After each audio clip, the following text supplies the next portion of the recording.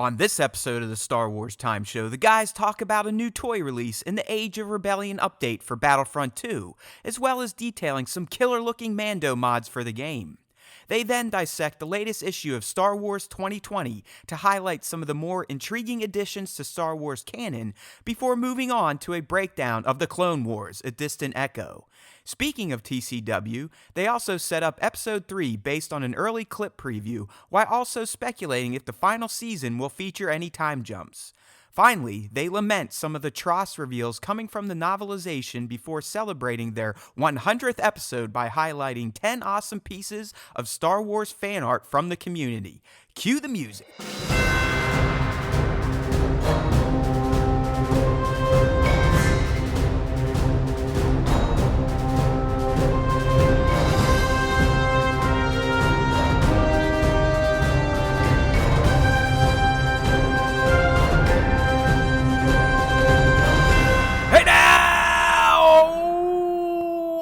That kind of hurts. Everybody, how's it going? It's Matt and Nick, and we are back for a brand new and special, well, I think you all think it's way more special than Nick and I do, but we're going to call it special because why not? We are doing episode 100. 100. I mean, if you really... I was going to say, Nick, in reality, this is probably what, like episode 300 plus at this point? Like, I think on the Entertainment Buddha Podcast Network, we logged like 220. We were around 220 of the Star Wars Time episodes, or 200 or so, before we transitioned over. So we're well into the 300s here. But I will say that getting to, it's nice getting to episode 100 on the official Star Wars because I feel like show. At this point in time, people are actually listening to us. So, you know, we've developed a little community over this past 100 episodes. I'd say it really started to pick up halfway through the run when we made the transition from the EB podcast over to SWTS, but hey, we're here. We've hit 100. We're not dead yet. We haven't been arrested. We haven't been sued. And for the most part, people have been tuning in. So I guess we're doing something right. I don't know what the fuck that is, because every week when we finish recording, Nick, I go, why the hell would anyone want to listen to that shit? I know, right? It's really fucking weird that we have a loyal group of listeners now, but it feels good. I mean, last time we kind of felt like we were talking into the void, and we may have been. We don't know if fucking anybody was listening when we were over on the other network, but it's good to know that we have some listeners, some followers, some fans even on the Star Wars Time Show proper. So, I mean, it's cool to see the number 100 pop up and then pass by. It's like I said, I mean, I think people were kind of expecting us to be a real podcast or a real Star Wars show, and we would have something planned to celebrate 100. I mean, Cryo Photography dropped an awesome little tribute. You know, Greg, Star Wars Black Series 2019, he was getting shit out there. Other people congratulating through DMs and in stories. And I'm sitting here going, yeah, I knew it was coming, but I really wasn't planning on doing anything special. But that's how we roll. We are not special. Yeah, we're special in another sense of the word, at least me. But we're not that special. We're not going to sit here and do anything crazy. But we did decide to open up the top 5 segment a bit. So there's your little extra Easter egg for the SWTS 100. All right, dude, but before we get there, we've got a few things to run through in Star Wars land. Some of it juicy, some of it for collectors, and some of it just for the assholes like you and me that can't get enough of this galaxy from so far, far away, even though it seems like every week Disney is trying to bury it. Yes. All right, man, so we like to start with collecting shit if there's new things to talk about, and lo and behold, there is a new figure. At least for you Cananidans, we gotta look here. This comes from our buddies over at the X-Clue magazine by way of user Michael Kasaboski on IG. Good call. Yes. Right. Yeah. He snagged these up in the good old Markham, Ontario, a favorite destination for many tourists around the world.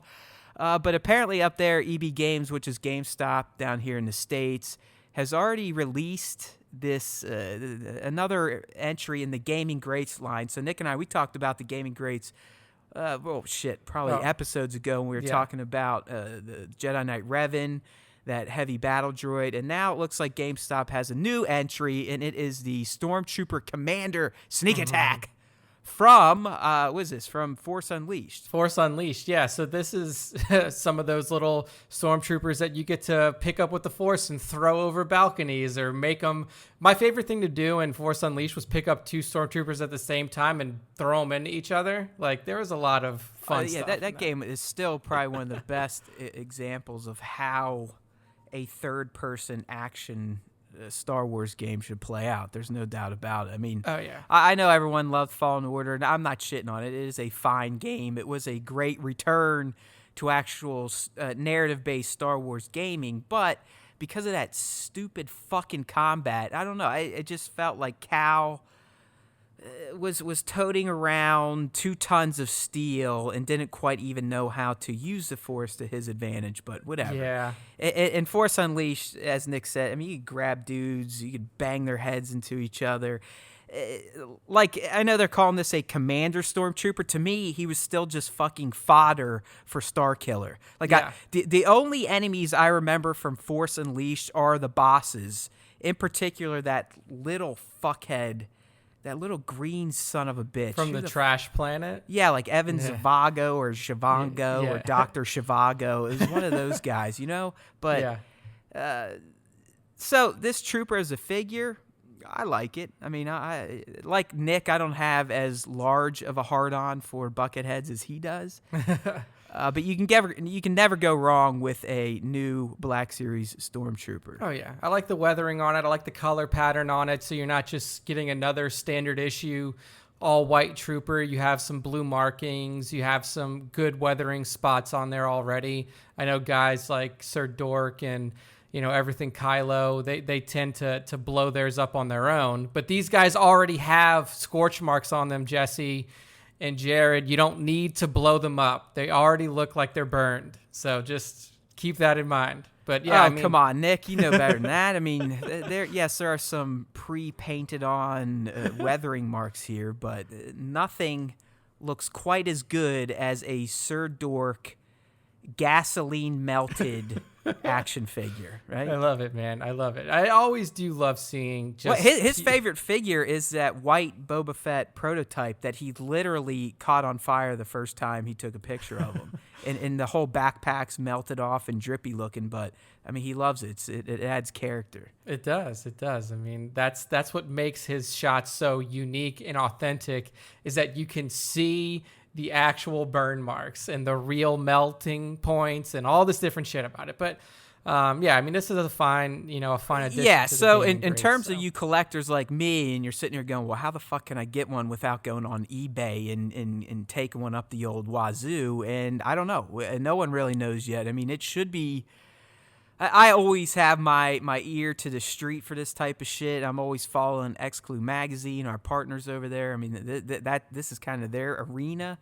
But I haven't seen any word in terms of a U.S. release yet. I mean, nothing on GameStop's site. So, you know, keep it tuned to Exclu Magazine, Star Wars Time Show. We'll get you covered. Yes. At least we'll let you know after we secure our pre-orders to ensure we get them before you. And then I'll let you know you can buy them, right? That's a little trick of mine. Don't share pre-order openings or hot figure windows with your friends until you've secured your own. Until you got your own. I'm glad that Matt dropped me that link to the lightsaber that I pre-ordered a couple weeks ago. But that was well after I made sure all my figures were in the cart, paid for, and ready to go. I was not going to sit there and send you the link first. Yes, exactly. So no fucking way. Remember, I'm the bad guy here. So that's it for toys. I mean, clearly, was it 2 weeks ago, whatever, episode 99, I think we were talking Toy Fair. So the industry kind of blew its load collectively there on new toys. So it was nice to get kind of a little leak fan pickup type of deal. So moving on, though, there's still some fandom stuff to talk about. Those of you that still dabble in Star Wars Battlefront 2, or those that, like to hear about it to see if there's anything worth coming back for. But last week, right after we recorded 99, Clone Force 99. Clone Force Clone 99. 99. We got this, the Age of Rebellion update went live, Nick, and it added, among other things, but we got a bunch of visual changes for some of the Age of Rebellion units. Yep. We got, a new co-op location, 7 in total. 7 total. 4 new capital ships for co-op. And that's not just in the Age of Rebellion, too. They're reaching into the Age of Resistance. They're bringing in capital ships. They're going back to the Age of... Oh, man. What was the Age of the Republic, bringing in capital ships? Because I fired it up on your advice after the co-op went live. Was at late 2019. Yeah. And it is fun to dick around, but I felt like there was no variety, you know? I mean, you had to play in the Age of Resistance era. You only could be these units or that units or this map or that map. But it sounds like updates like this are adding to those choices. Yes, exactly. Is that a fair statement? Because it's not like I fucking turned this thing on. I think it is a fair statement. I mean, I guess what they did was they wanted to test the viability of co-op in general, you know, of a single player experience, because the game, I mean, even going back to Battlefront 1, has been a forced PvP experience since it's been re-released by EA. So they didn't know how it was going to go for co-op, but apparently it's very popular. It must have a fairly strong base, because I feel like this game is 20 years old at this point. Yeah, I know, right? Right? Doesn't it seem like at least 5 years old? And I know it's not. I mean, it might be 2 or 3, right? Yeah, I think 3 is probably where we are here. But the fact that they're still kind of churning out updates like this, the modding community is still pretty heavily involved in the game. There must be a fairly large group of players that are addicted to this stuff. I would imagine so. I mean, the good thing that they really did with this game was say, hey, all the content's free. You buy the game, you get all the content. There's no expansions. You don't have to pay $50 to get, you know, an Age of Resistance upgrade so you can play those maps, and you don't have to pay extra for Age of Republic maps. And they unfucked their loot crate system too, right? They did that as well, yeah. So the game released November 2017. So we are at like the 2+ year mark here, which is typically when you see content stop coming out for games. That's kind of why I'm going down this path. I mean, I feel like the changes they made, while, you know, way too late to keep people like you and me around, but it seems like those that slogged through the shit have been rewarded, and it sounds like, I would imagine, they almost had the game they've always wanted at this point, and they just keep playing, so EA and DICE keep supporting. Yeah. I mean, I'm really glad that they finally figured out the Battlefront formula. I really hope that if there is a Battlefront 3, I mean, I'm crossing my fingers and I'm just like, please no more Battlefronts. Well, like, why should it? Why was it that hard though, dude? And they still haven't figured it out. Let's be real. I mean, if you and I were running this fucking show, we would say, hey, you guys remember that game called Star Wars Battlefront?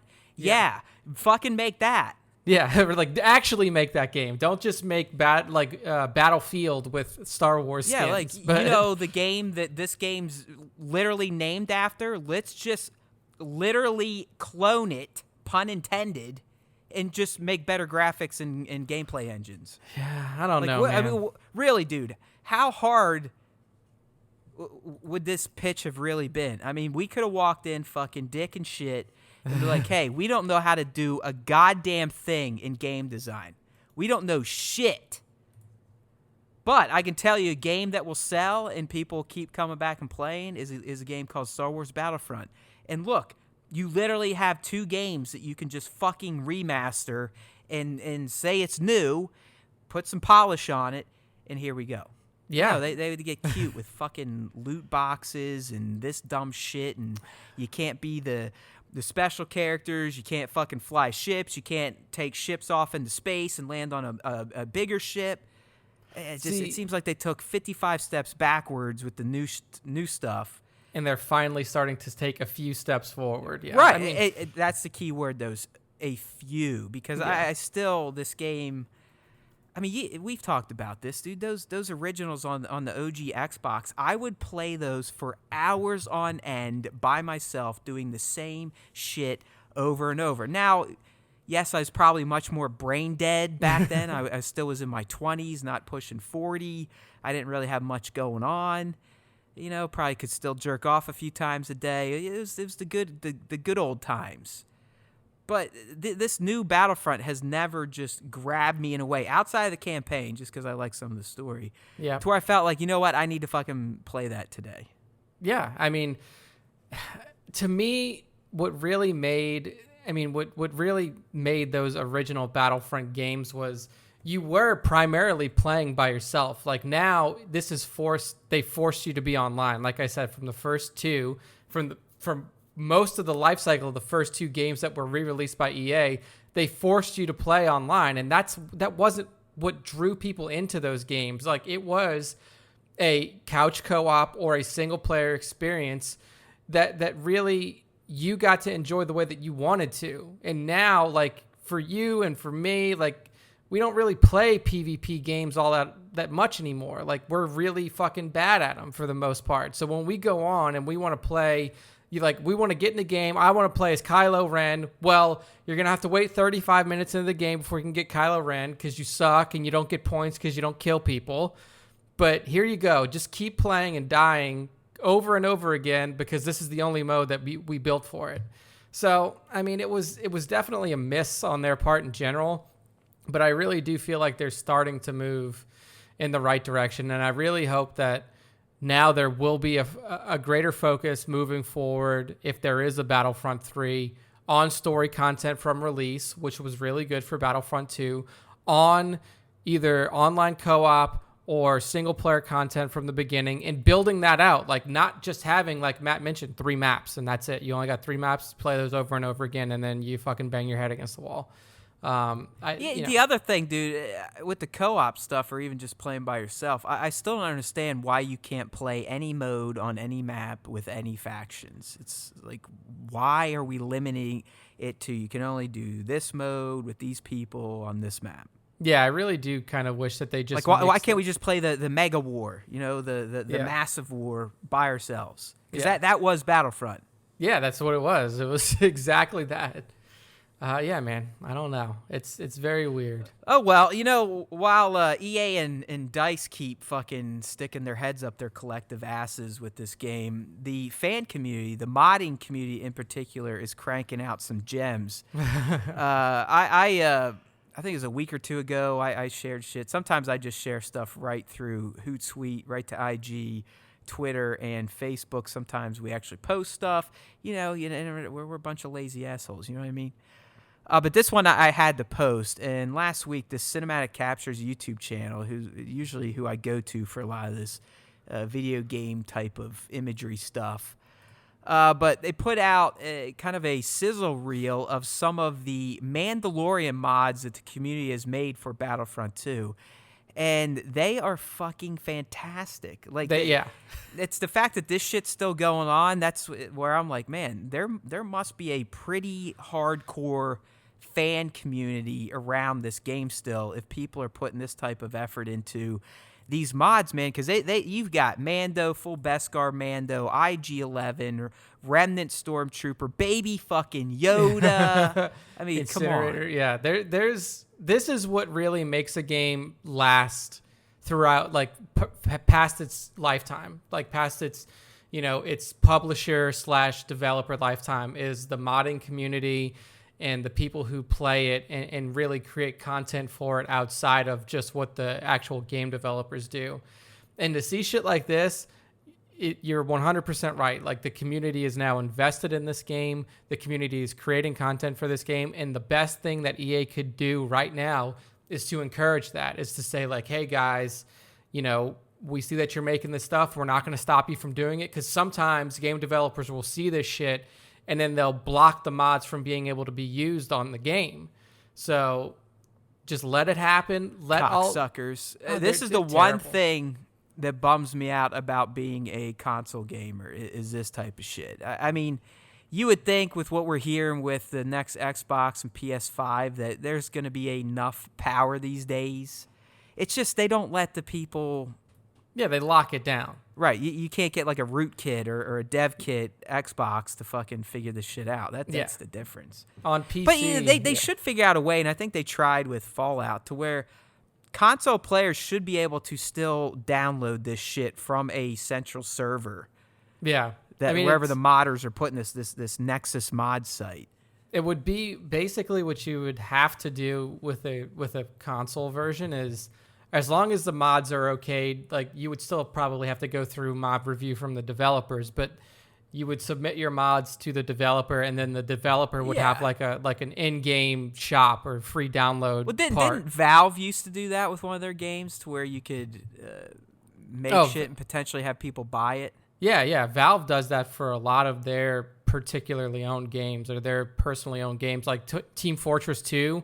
You could literally make whatever you wanted. Like you could make new weapon skins. You could make hats for the fucking players. You could make a whole bunch of shit for that. Same with Counter-Strike. Counter-Strike used to be very mod friendly as well. You could put in fucking, like, you could make entirely new game modes in Counter-Strike, and Valve just let you do it. They would let you set up your own server for it, and they'd be like, all right, go ahead, run it. And they didn't care. The good old days. And now, people get all upset that there's an Epic Game Store and they want to kill people, and Steam, and fuck that, a boycott. Yeah. The fuck is wrong with people anymore, dude? Yeah. Bring on the plague. Bring on the new plague. All right, so that's kind of the Battlefront talk. Maybe I'll fire it up and see what kind of new flavors we have in some of the co-op modes, thanks to that Age of Rebellion update. But nice. I will not be able to get little baby Yoda into my version of the game, and that makes me sad. All right, so moving on here, sticking with some of the fandom stuff, Nick and I have developed quite large boners for the Star Wars comics over the the 2020 season. A lot of the main runs rebooted, and we were like, you know what? It's a great time to kind of jump in feet first here, head first, whatever you want to say, and get on some of these runs. So we both pledged to doing the main Star Wars run, although Nick has already failed in his pledge, but not to be unexpected, really. I'm still relying on this guy to read me, like my daddy, the High Republic novels once they start rolling out. I'm focusing that's a fucking on that. fat chance, right, Nick? He can't even get through a comic in a week. There's no way he's reading a novel, but we'll see. I still got 3 novels to finish, so I'm way behind the 8 ball. Well, we'll be talking about, but at this point, I feel like we have to get the TROS novel now because it's essentially the real movie. So yes. But we'll get there. It's a tease for you, my friends, a tease. But anyways, back to the comic book universe and Star Wars. So the main Star Wars run, number 3, dropped last week. And again, this is continuing the adventures of the good guys and the bad guys a little bit post the events of ESB. For those of you keeping score, that is Empire Strikes Back. Yes. So anyways, I'm not really going to go ahead and read you the comic. My main thrust here, charge for the comic books, is to find interesting new additions to the canon, because all these are canon-based narratives. And in this issue, we got what I consider to be a pretty interesting canon nugget for one of the most iconic characters in all of Star Wars, and that is Princess Leia. So, we're really, again, the story is picking up right after the shit what goes down in ESB. So, Leia and Lando, they're working together, but they have no trust. Chewie still kind of hates Lando. Luke's kind of in La La Land because of the shit that happened with his dad. But they all eventually agree that they're like, hey, we got to go to Bespin. Everyone has a mission there. Luke thinks he can find a saber. Lando, as we find out, is there to try and free Lobot, which was another nice little addition to canon. And Leia, as we find out, has probably one of the more interesting missions. I don't know how crucial it is to the overall plot arc of the original trilogy.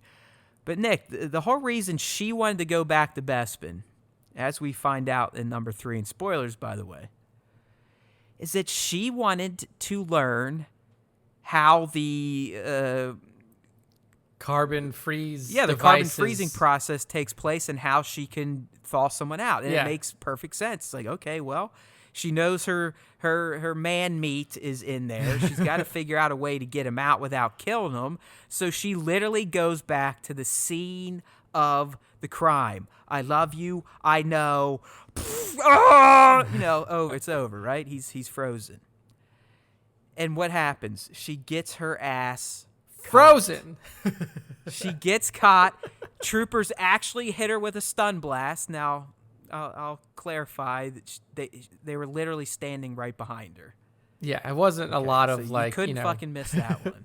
That's twice now Leia's been hit by stun blasts from troopers, so she's got to work on her zigzags. Yeah, they come pretty slow, Leia. You can move out the way. But as Nick said, the crazy part here, as we're learning here through the stormtroopers talking, I'm like, oh shit, they're gonna do this, right? They're gonna fucking do this. And, as we kind of learned in The Mandalorian that using the Carbonite chambers to transport bounties became kind of a common practice, well, apparently Vader's practice became Empire standard operating procedures when you catch bad guys or rebels, because they're like, yeah, fuck it, let's freeze her up and send her to the nearest ISB station. So Princess Leia got her ass frozen in Carbonite just like Han, going to figure out how to save Han. So I enjoyed that. It's such a good little nugget. I mean, there are a lot of people. I mean, first off, I will say that I've stopped reading all comments on Star Wars posts outside of our Instagram feed, because it doesn't matter what happens in Star Wars canon now. Everybody hates it. It's this.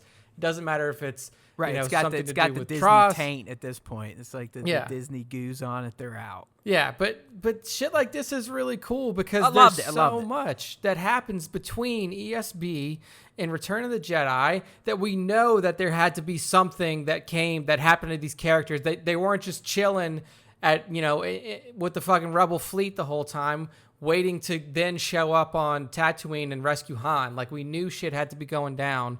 And it makes complete sense that Leia needed to figure out how to unfreeze Han, because she just walks up to that motherfucker in Jabba's palace, hits like 8 buttons on the side of it, and then bam, he's thawed out. And I'm pretty sure she's not an expert in carbon freeze ahead of that. That's right. Yeah. I mean, did she like interrogate an Ugnaught or something? I mean, but now we know why. I mean, hell, now we know why she knows even about the side effects of being frozen. Yeah. Because she was frozen too. Hibernation sickness. She knows about it. I mean, it all connects now. And people who say this is stupid or it's dumb, like, just fucking stop being... I don't know, like, who gets bent over this type of shit, honestly? I mean, it's the little wrinkles like this that I love even more than the big stuff, when they're saying that, ooh, maybe Palpatine's Anakin's dad. I'm like, no, we don't. Now that we know that's not even real, great, but we don't want that type of shit to play out in the comics. I think. I mean, I want to see how we're getting some of it with the new movies, just because we've learned now those fucking bozos with the new trilogy, they had no plan for any sort of cohesiveness. Yeah. But the old stuff is like, don't give us those major fucking reveals in comics. But these things, great. Yeah. I want to find out how Luke Skywalker got the green crystal for his saber. I want to find out, where he got the, how he built it. Where did he go? How did he, did he commune? Did he have a conversation with Yoda before building the saber? Like, all of these little things, all these little connective tissue pieces. How did Lando get inside of Jabba's palace Oh yeah, you even get some of that, and you see that he is a scoundrel. I mean, he's trying to sell out the rebels just to save himself again. Oh yeah, it's just little moments like this. These comics are just killing. They just nail it, and it does just flesh out the world so much more than what the movies could give us, due to how stories and movies have to be told. You can't go into all these little nuanced details of, why Leia still fucking hates Lando or Chewie still hates Lando. I mean, how about Luke? Luke is like vintage sad Luke. Yeah. Like, people that still have an issue with him being on the island and being all mopey and sad. It's like, what the fuck movie were you watching? Yeah, he really is a sad sack. Even in the films. I know this, we're talking about comics. But like once he finds out about Vader, the poor kid is just so bummed out. He's like, all right, whatever. Lando, he's kind of a good guy. Fuck it, I don't care. You know, that's kind of how he is in this book to me. But I really enjoyed the story. I mean, obviously a huge cliffhanger because it ends right on Leia getting frozen. I just found that to be a very interesting addition to the Age of Rebellion lore. Yeah, I mean, and look, people, if you were like us before the new year turned in 2020, and you're like, fucking comic books, we can't read that. They're $3.99 once per month, right? And you're not too far back. You're only 3 back on the Star Wars 2020. Yeah. You're only 1 back on the Vader, and you're 3 back on the Rise of Kylo, which is about to end anyways. Yeah, I mean, next month. So they take 15 minutes to read. Yeah, if that. Yeah, like so, you know, for this type of content, for, you know, lore nuggets, for expanded details around, you know, the characters that we love from every part of the universe, not just the Age of Resistance or Republic or Rebellion, like $3.99 a month.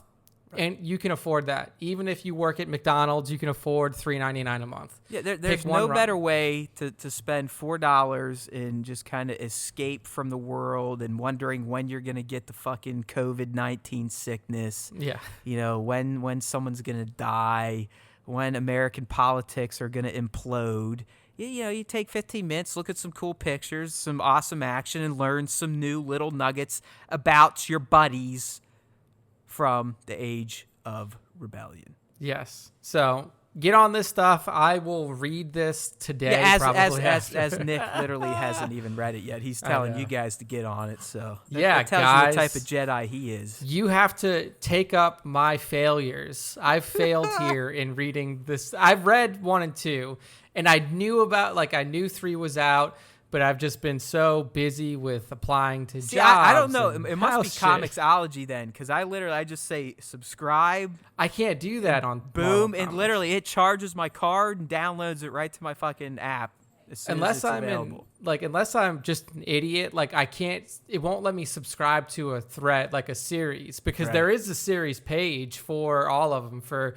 You know, Star Wars 2020, for Rise of Kylo, for I've used Comixology for years. I think they were eventually bought out by Amazon, so it's even easier now because then it just links into all my Amazon deaths. It's like, beautiful. all right, well, you know, you have an Amazon account. It's not even real money. You just fucking buy shit. It shows up the next day, and you're like, sweet. Yeah, exactly. Like you didn't actually buy that. That's no, just I hit a fucking yellow Amazon button and it showed up. Yeah, it's wonderful. But yeah, get on this shit. I mean, it's really worth it. All the stories so far have been really, really good. And if you are interested in this Project Luminous / High Republic era, it's all going to be done in written content for the foreseeable future. Well, yeah, you're going to, at least 2 of the narratives will be in comic format. Yeah, so get on it. Start reading the comics now so you can be ready when all this new shit comes out. New shit that we know nothing about. Zero. No characters that are having stories told about them in the initial High Republic era release.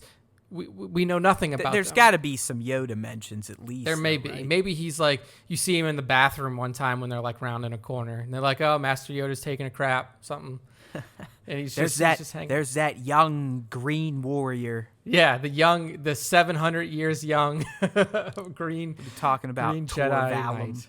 But oh man, yeah. I mean, this stuff is good content. Yeah, it's so good. I'm sitting here. I just reminded myself because I'm stupid. I'm like, hey, you literally have no comics to read this week because I tried. I wanted to catch up on the Vader, so I had a fairly good stockpile to get through, but it's over now. So I might go back and start catching up on some of the Star Wars proper. You never know. Yeah. There's always so much shit that I want to get into late at night. It's either Galaxy Heroes, editing some toy pics, reading comics, pretending to watch TV shows that I'm not watching as I'm doing all this other shit I'm talking about. Yeah, I do that as well. I mean, do you have the ability to just sit down and watch something anymore and not do anything else? It's sparing. Sometimes right? It's almost impossible. I will say that McMillions fucking documentary on HBO, I watched that. Dude, it's so good. Because I threw it on this Friday, but you know what happens on Friday nights. Oh yeah, you were already I five still sheets wonder. to the Yeah, I wind. still wonder how we even recorded shows on Fridays. I'm not like a big fucking drunk, but Friday it's happy hour. I'll go out and have 4 or 5 beers, and yeah. I mean, I came home this week, hung out with the kid because she's getting older, stays up late. Probably had a little dance party, and I come down here and I was like, oh, I'll throw on the McMillions. Threw it on. I think within 5 minutes I was sleeping, sitting up. It's good. It's a really good doc. And the main FBI agent in that, I can't believe he's not an actor. The dude is hilarious. But anyway, we are still on Star Wars time. We're still talking about Star Wars Wars time show. You got me on like HBO. I was just sitting there like, man, The Outsider is so fucking good. I haven't started that yet. I started watching John Wick 3 because that just came into HBO this month. Oh yeah, I mean, come on, dude. You should have watched that in theaters. You might as well go cut your dick off right now. I know that it's such a good movie. I'm like, wow, man, this shit's. I mean, Keanu Reeves is one of my all-time fucking movie heroes. I love that guy. I just ordered that game Cyberpunk 2077 or 2077. Yeah. He has a character in it, right? Mm-hmm. Yeah. And they already have a fucking toy of him. So I bought it. Nice. The game's not even coming out until the fall. And I was like, I've got to get this because he's got a guitar, a robot arm, the long Keanu Jesus hair, the Keanu Jesus stubble, and shades. I mean, it looks fantastic. I mean, the way Keanu has such a weird career arc, dude, because he went from like nothing to the Matrix. And then for the Matrix, he was able to ride that for almost 10 years. Down I mean, he to did, like, Bill and Ted. I remember him in fucking Babes in Toyland. I don't remember that. He's in like a Babes in Toyland remake. That might have been his first fucking movie. Wow, yeah, I don't know that one. But yeah, Bill Point and Ted Break, was like, I mean, shit. There's a lot of good stuff. Speed. He was, I mean, dude, he's been around. He really has kind of been just a stable headliner forever. Yeah. I mean, because he's not like whacked out on drugs or raping women. He's like a normal person. But like after the Matrix, he really kind of, I don't know if he like decided himself, like I'm just gonna take a break. But like after the Matrix 3, yeah, I really think what he did Scanner Darkly. I remember he did that. Yeah, he did like the Lake House, like that weird love story, and then it was really fucking John Wick. He came. No, you're back. right. It wasn't until Wick where he came back and he was just like Neo again. Yeah, and now he's gonna be fucking Neo again because they're filming the Matrix. I love 4. it. I love it. It makes no sense how that's even possible. Oh yeah, I know. It probably won't be that good, but I fucking love it. I mean, the Matrix to me was. The first one was a religion. It is another one we could sit there and be like, when it was all said and done, the trilogy ultimately failed us all. But I love what those fuckers set up in that. It's such a cool concept, but ultimately kind of got a little wonky. One of my friends that I work with, he actually wrote his dissertation on the Matrix. Like, like that was his fucking... his graduation. This is what I'm focusing on, the Matrix. So like we've been talking about it for the longest time since it was announced. And he's like, I'm not going to believe it until they actually start filming.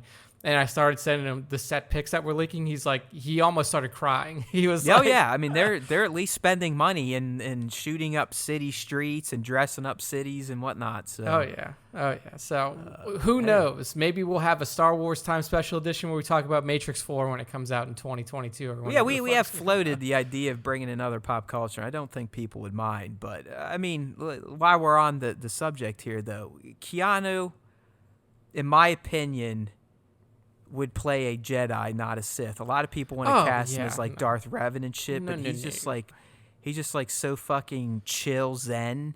Yeah, he would have to be a Jedi. He would be even more fucking chill and organic than Qui-Gon. Like he would have been Qui-Gon's true like spirit mentor. You know? Like dude, that would be actually, if they're gonna go back and recast the original or the prequel trilogy, that's he's the perfect person for. Oh my Qui-Gon. God, dude! Don't give me a hard on. Don't even say that would ever happen. I know, but I mean, you're right. How many decades do you think would have to pass before someone would have the balls to remake the original trilogy? Oh, George would have to be dead and cold. Like for debt, like probably his heirs too. I don't know, man. I don't know about his heirs.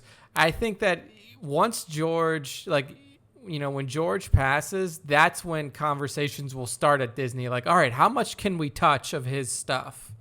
Like, because even JJ was like, hey, can we get a non-special edition original trilogy?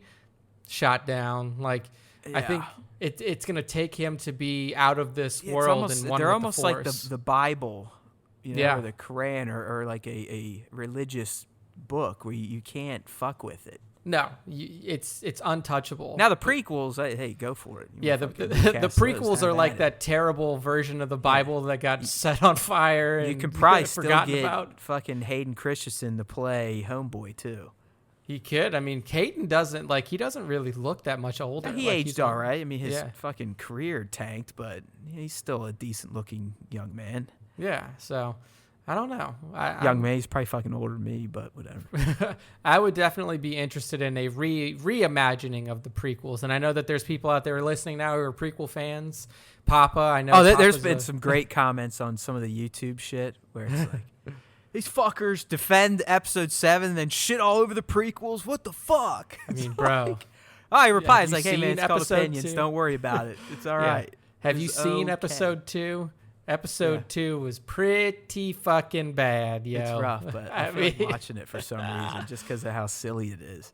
Dude, that's the only time you get to see Wat Tambor in a movie, and he's like the new fucking killer in, Swago.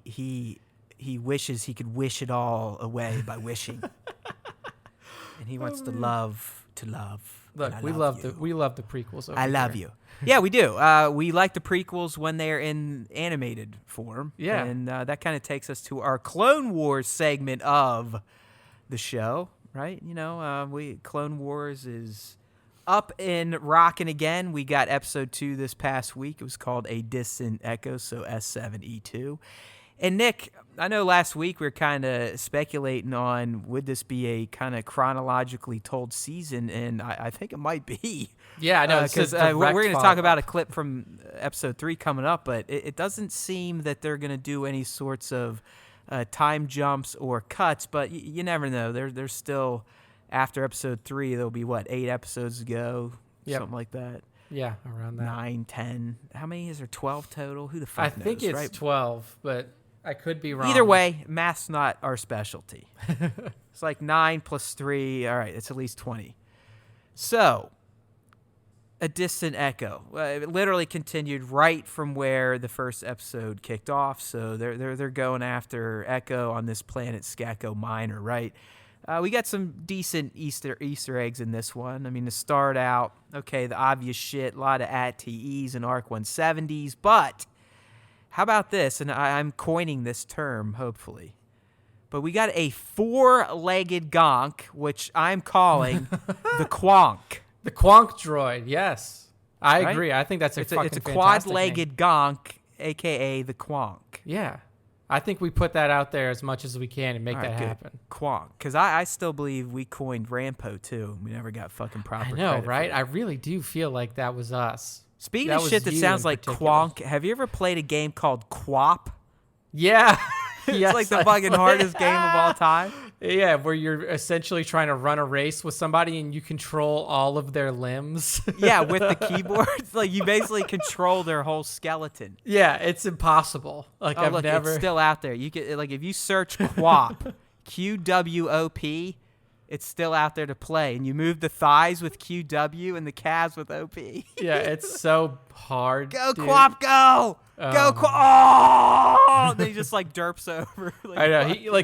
I've seen so many funny, videos of people, they make him flip. They make him just, I just traveled, participant showing real courage. You ran negative 0.1 meters. So my little Quap guy ran backwards. Nice. But yeah, Quap, Quonk, all the same shit. There's also a Quap spinoff where I think you have to climb a cliff face, but the same sort of retard physics are built into that. Oh, Jesus. So moving on with our Easter eggs here.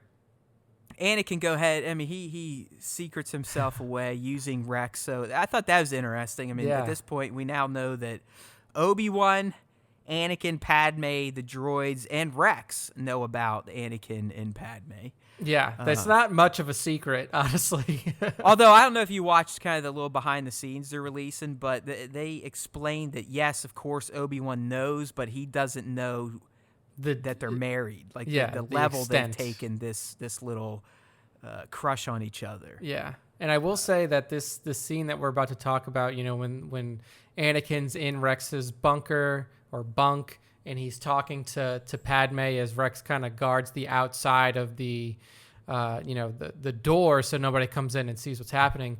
That was the part in the trailer that everybody thought like, oh my God, you can tell she's like, this is where like he already knows she's pregnant. They're going to have a conversation about the pregnancy, and they didn't. Like, can you maybe see like a baby bump a little bit? She definitely cradles her stomach like a female that knows she's pregnant would. Yeah. I mean, there's a very distinct move, but it's not so distinct that Anakin would go, "Oh my God, bitch, what's in your fucking gut?" Yeah, like what did you do? He is still in the dark about the pregnancy at this point. So that was egg number 4. She's literally wearing her murder outfit. Like the outfit he attempts to murder her in is what she's wearing. So. Yeah, I know. That's never a good look. It's like Filoni, you motherfucking sicko. Like what a fucking disturbed individual to do that. He's got so many layers. I love it. I mean, I love Wars. the reference in the egg, but that's dark shit. It is. It's crazy.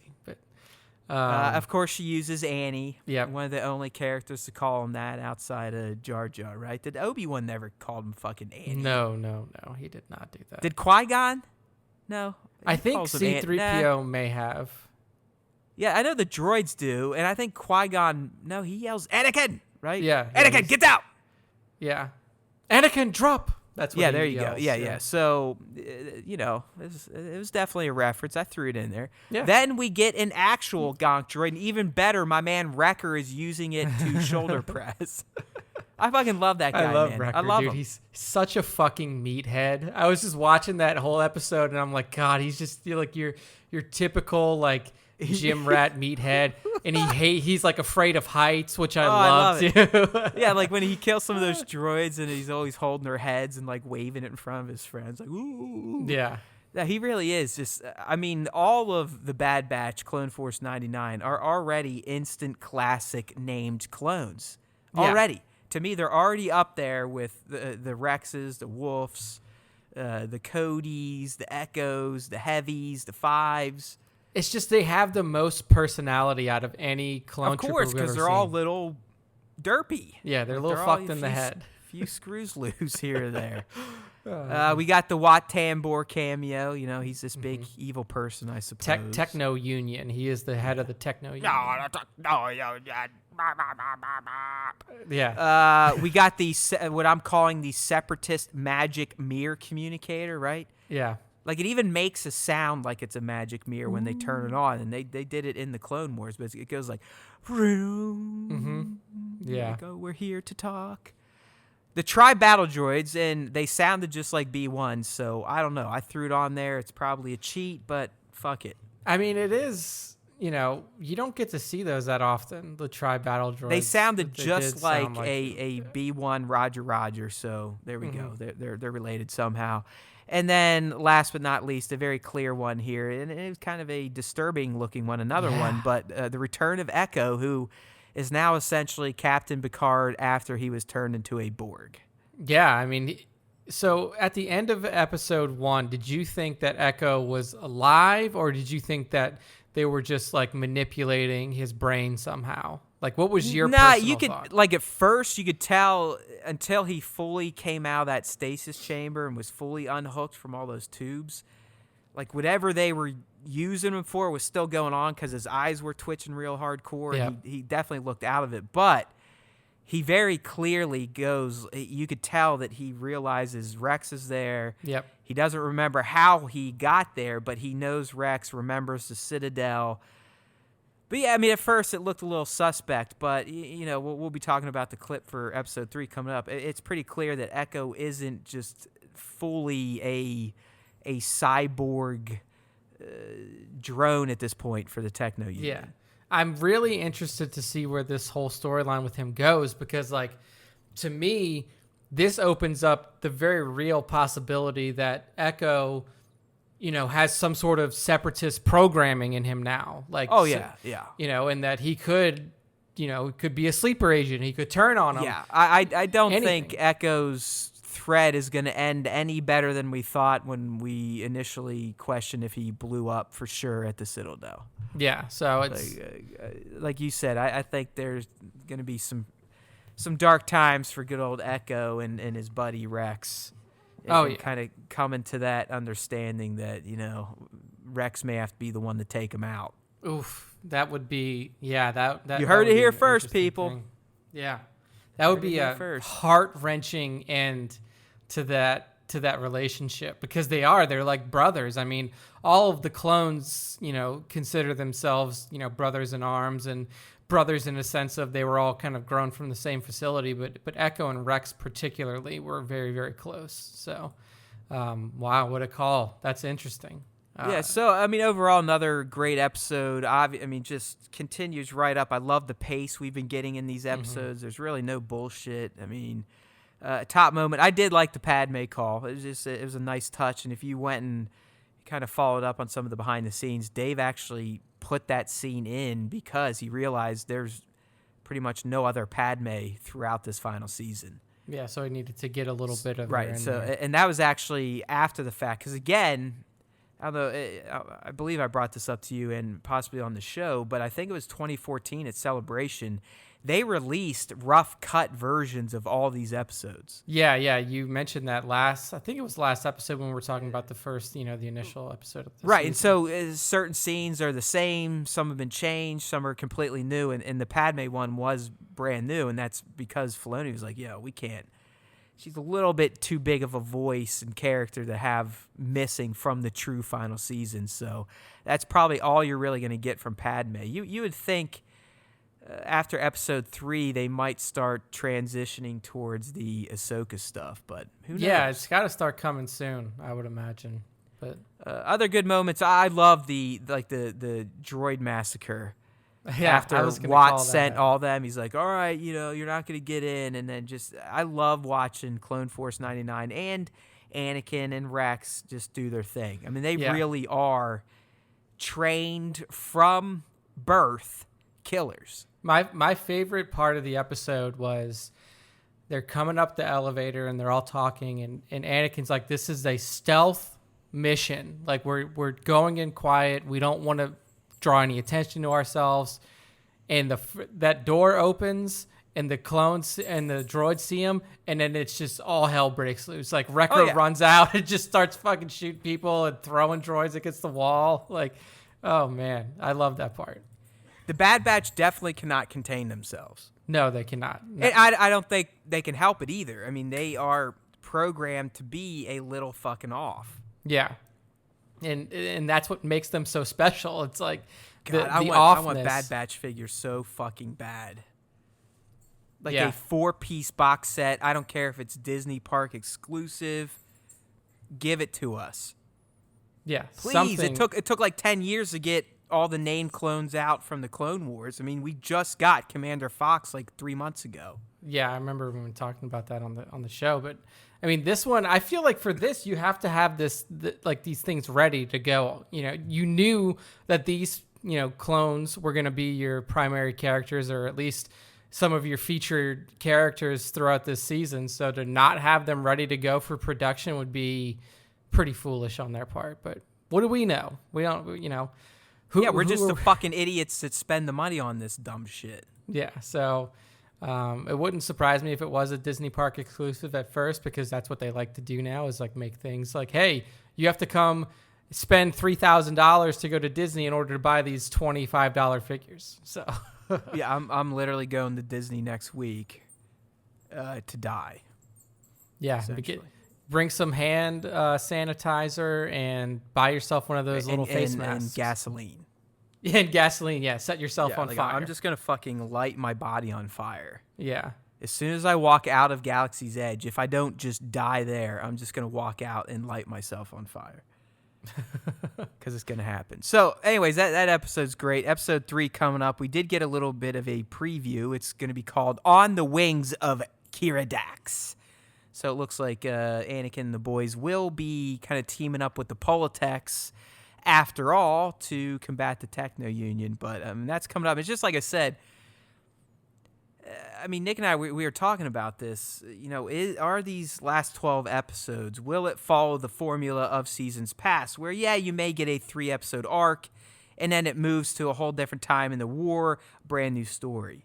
I really don't think that episode they can do 3 that. is continuing right on from 2, and now we're talking 3 and 9, man. So you still thinking they may do a jump and just take us right to Coruscant, or could all this shit with Echo, the Techno Union, Bad Batch, what they're learning, possibly bring them back to Coruscant, and then we just continue on? I mean, that would be good storytelling if they can somehow weave it together to where you don't need those jumps like you would typically have in a Clone Wars season.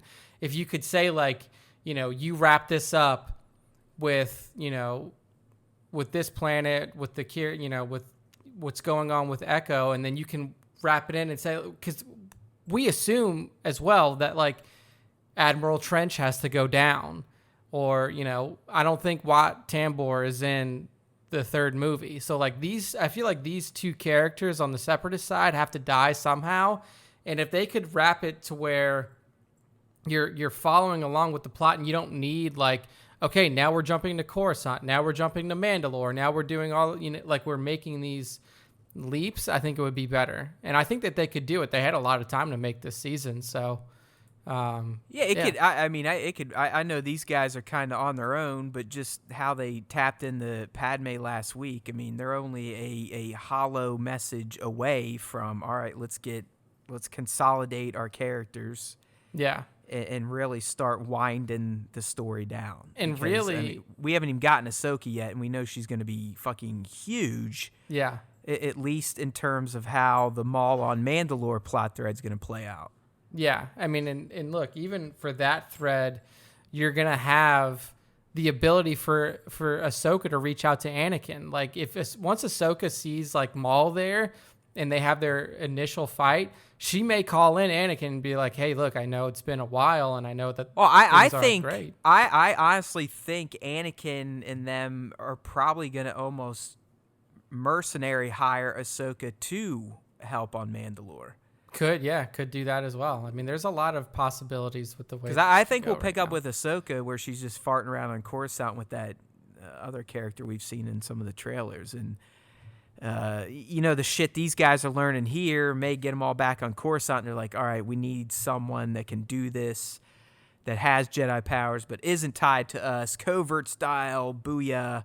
Yeah. Ahsoka, let's find her. Let's do it. Give her some new blades. Here we go. Give her the 332nd. Paint those motherfucking orange things on their helmets. Rock and roll. It's going to be a good season, man. I like how these first 2 episodes have played out so far. I'm really impressed. So they're so snappy, man. For 24 minutes, like, let's not forget there is, I think, an episode of The Mandalorian at 28 minutes, right? Yeah. There was the second one was fucking short. Cause, like, with the Suga. Yeah, I love those fucking guys. So They go quick, man. They go quick. So 3 will be here Friday. I'll do my little circle jerk there on YouTube with the Easter eggs and recap and review, which people still don't really care too much about, at least the recap review. But I can't help myself doing it, so we'll keep going. All right, dude. This one kind of popped off over the weekend. Yes. I saw it Saturday, got mixed up in some family stuff. Couldn't cover it right away. Then my stunt buddy that just likes to fucking push my buttons because he knows how to, he comes at me, he's like, see, I told you, you're so fucking stupid. I told you Palpatine was a clone. And I'm like, okay. All right, so what are we talking about? Well, I mean, if you're a Star Wars fan, you probably know over the weekend at C2E2, who was it? Del Rey were handing out early copies of the Rise of Skywalker novelization to fans. So naturally, they were reading it and uploading major fucking spoilers, I guess, to the internet or Reddit. Yeah, big reveals is what we should say. Yeah. So the big one here that kind of started the waterfall of, wow, that would have been cool to have in the movie, or ooh, that sucked. But the big one we get here is they confirm, and this is one that I did not. I know there's people now, Nick, that find out that Palpatine was a clone. They're like, oh, shit, how the fuck could you not know that? You're so fucking stupid. It's like, really? Right, okay, so here we go. That's it. I mean, Palpatine was in a clone body. I for one, did not think he was, because if you're going to be in a clone body, why the fuck would you pick your same old piece of shit to the point where your hands are decaying? Yeah. Like your flesh is coming apart. Like if you can clone your fucking body or put your spirit into a clone body, why would you put it into something that is so fucked up that you're weakened by it, and you're in a weakened state to the point where you need essentially attached to a robot arm with vials of jizz shot into your face? No, yeah, I completely agree with you. Like, it wasn't very clear in the movie, like, or that some people could easily say, like, oh yeah, he's definitely a clone. Like you were saying, if he was a clone, why not make clone body of fucking 17-year-old Palpatine? And yeah, then like manly Sheev, you know, Yeah. like fucking Peck Sheev. Imagine Sheev doing what Kylo did in The Last Jedi and just wear pants. Yeah, like just anything other than this body, like this decrepit, like post Mace Windu shocking yourself body. Like, it's a weird move, and I know that they had to do it because Ian McDiarmid plays him, and they don't want to make some other fucking person do it. By the way, was Matt Smith in this movie? Well, no. That's what. Okay, I was like, wait, I remember Matt Smith was supposed to be in this motherfucker. I wonder where he got cut. But because we probably when they're just like, hey, fuck it, let's bring back Palpatine, call Ian. Yeah, it's because we were talking about like what he could possibly be, and even after the Palpatine reveal, we were like, well, maybe he could be like the clone that Palpatine jumps into, or something. There like you that. go, and it would have looked a lot better and still somewhat like Ian. Yeah, so who knows? But I mean, it's like everyone getting out sense. there on their high horses now. It's like, what are you talking about? Yeah, it's like, yeah, because let me tell you, if I'm gonna clone me, I'm going to clone me when I'm 75 years old and can barely walk, and not clone me when I was 24 years old and shredded. Like, come on. That's how everybody thinks, right? And before people are like, well, you know, maybe he only had resources for one thing. Well, if that's the case, what the fuck are all these acolytes and followers doing? You can't tell me their dead asses can't go get him shit? Yeah, and then also, like, if they were using the cloning process that we know from previous movies, from the prequels, like, you don't clone somebody into, like, the clone body is not like you take a 75-year-old person's body and you just throw it in a tube. Like, you grow the clone, like the clone is grown. So, and then there's accelerated aging that comes along with it. You could have people going, well, Matt and Nick, you fucking idiots. He just, you know, like Rex, their bodies naturally age out. His clone body, all these hundreds of years later, is finally aged out. But I'm still going, well, then just fucking make a new one. Like, what are we talking about? Also, if he can clone, why are we getting more? And yes, he had the shit to do it. He's fucking making clones of Snoke. So don't tell me he didn't have the fucking materials in the lab to clone shit. Yeah, yes, you saw Snoke looked all Snokes. fucked up too. I mean, maybe Palpatine just liked cloning fucked up bodies. Or maybe don't he sit here and just tell me it sucked was at it. obvious Yeah. that he was a clone. To me, he looked like he was a Sith living in a fucking rotting body. Yeah, like, if anything, if the clone thing, you know, given that it wasn't a clone, it was very plausible, like, that his body was, like, charred beyond recognition. Yeah. And then they literally, like, I saw that shit and I was like, oh man, they've been restoring this body for 30 years. That was, it was like know. a version of Darth Maul. I mean, he wasn't cut in half, but he was essentially hooked into a robotic apparatus to make him live. I mean, it was another version of Darth Vader.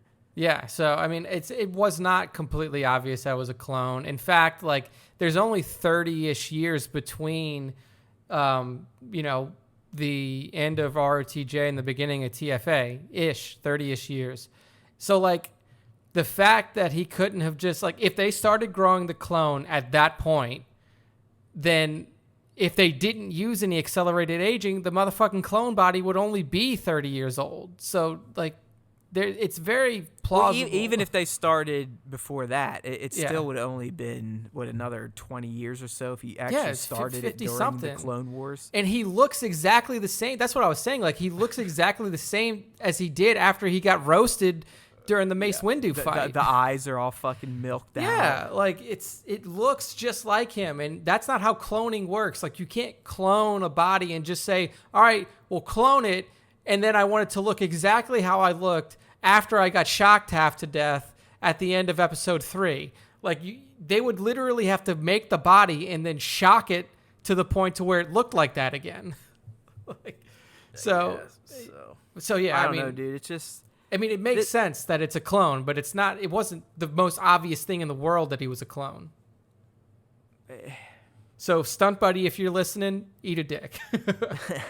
Oh, he's like, oh, you better go out there, tell everyone that I knew it. That's why I wrote his name in there and tagged him and shit. He was so proud of himself. It's like, good. I was like, good for you. What do you want? He's like, just admit you were wrong. It's like, okay. I'm fucking wrong, dude. You never admit you're wrong. I'm fucking wrong. There you go. Big fucking deal. Like, what do you want, a medal? So I sent him a little medal emoji. You should get him one of the plastic, A New Hope medals from the end and send him one of those. Just put "You're right" on it. Fucking dildo. He loved it. He loved it. It's like, all right, good for you. But I've seen other people like, oh, why? I mean, why is this such a big deal? I obviously knew it was a clone. It's like, okay. Bro, somebody was cut in half and fell down a never-ending shaft, and he was still alive in his own body. Like, it's just... Anytime somebody is dead or thrown down a shaft in Star Wars, like I said on a previous episode, they're not motherfucking dead. And some dude's body was literally caught on fire from a volcano, and they brought him back to life. So, like, let's just, let's live in the Star Wars pretend land where, like, it was very possible that he was not a clone. 100%. Well, to me, it's just another thing that it just cheapens or bungles up the Rise of Skywalker. And it keeps going here. So it's very easy. They could have fit this in so easily, dude. Like, it wouldn't have taken 5 minutes. No.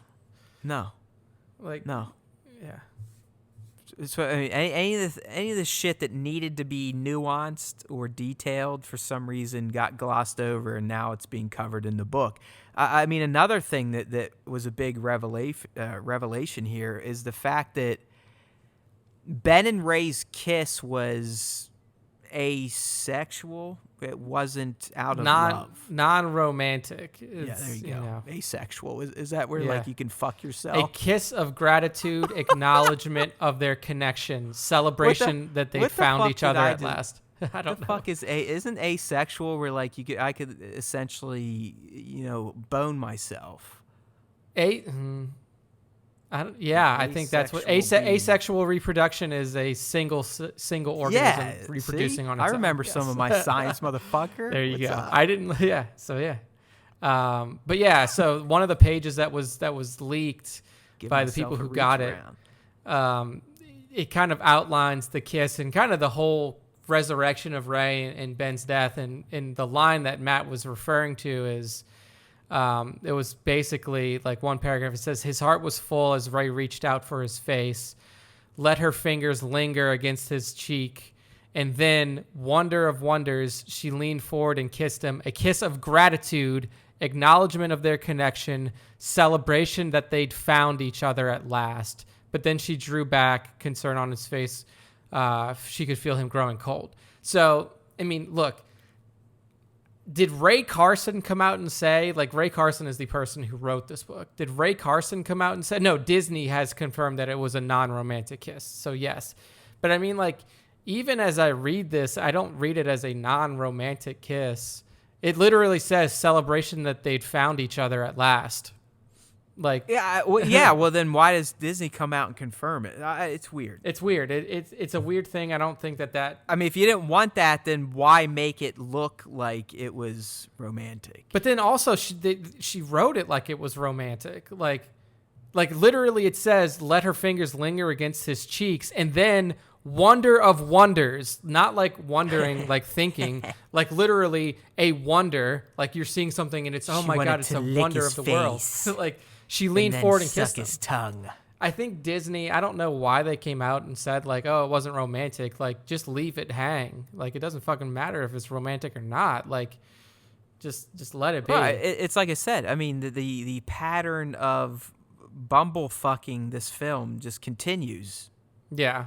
And then, all the way up to the point where, you know, the home release is a week or two away, and we already know that's a fucking disaster in terms of the special features. So yeah, this is par for the course at this point. I'm still holding out hope, but we'll see. I have to hope. There always is a new hope. And then the final, you know, big revelation / leak from this novel is Ben's last words. You know, we essentially got no last words from Ben when he died. Like they were, you know, Rey came back, they looked at each other, smiled, kissed, and then bam, Ben was dead. But in the book, it says that there is and I don't know why they couldn't have put this in here. Like this would have been, and then it also fucking references. Oh yeah, just Skywalker. No, do it like. Were you thinking kind of how Ben was used in A New Hope with Luke, right? Like yeah, you get a voice. Exactly. You get a fucking voice. Just like every other dead Force user can do. You get a voice. I will always be with you. Yes, that's what he says. I will always be with you. And then, you know, echoing Luke Skywalker, Rey follows and she says, she smiled, let the truth of it wash over her. And then she says, no one's ever really gone. That's what Luke says to Leia at the end of TLJ. Like, that would have been a good moment. I just don't know why that was removed. Well, like, clearly, we've discovered that someone, something, some entity at Disney didn't want too many good things in this movie.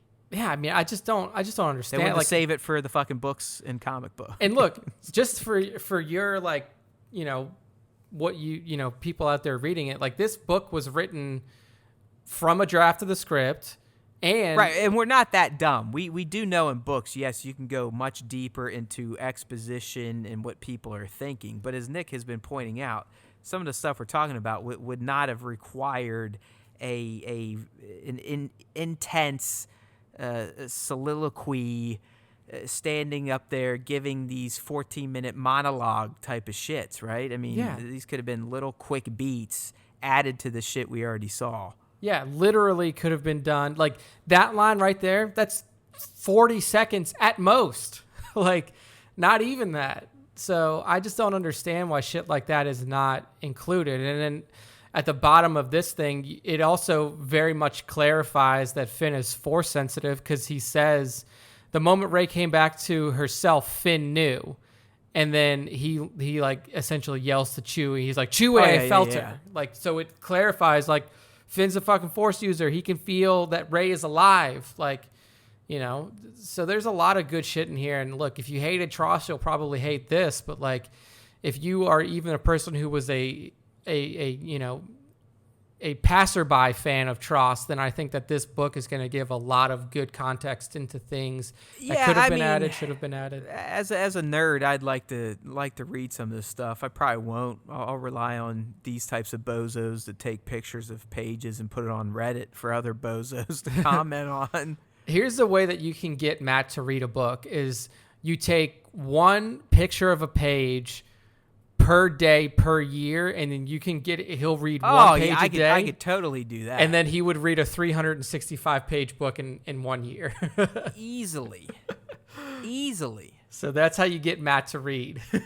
Yeah. You just hide it behind a leak. You just say, like, that's a leak. It's a leak page. Hook me up. As long as it's on Reddit, you know, / Star Wars leaks, I'll read it. There we go.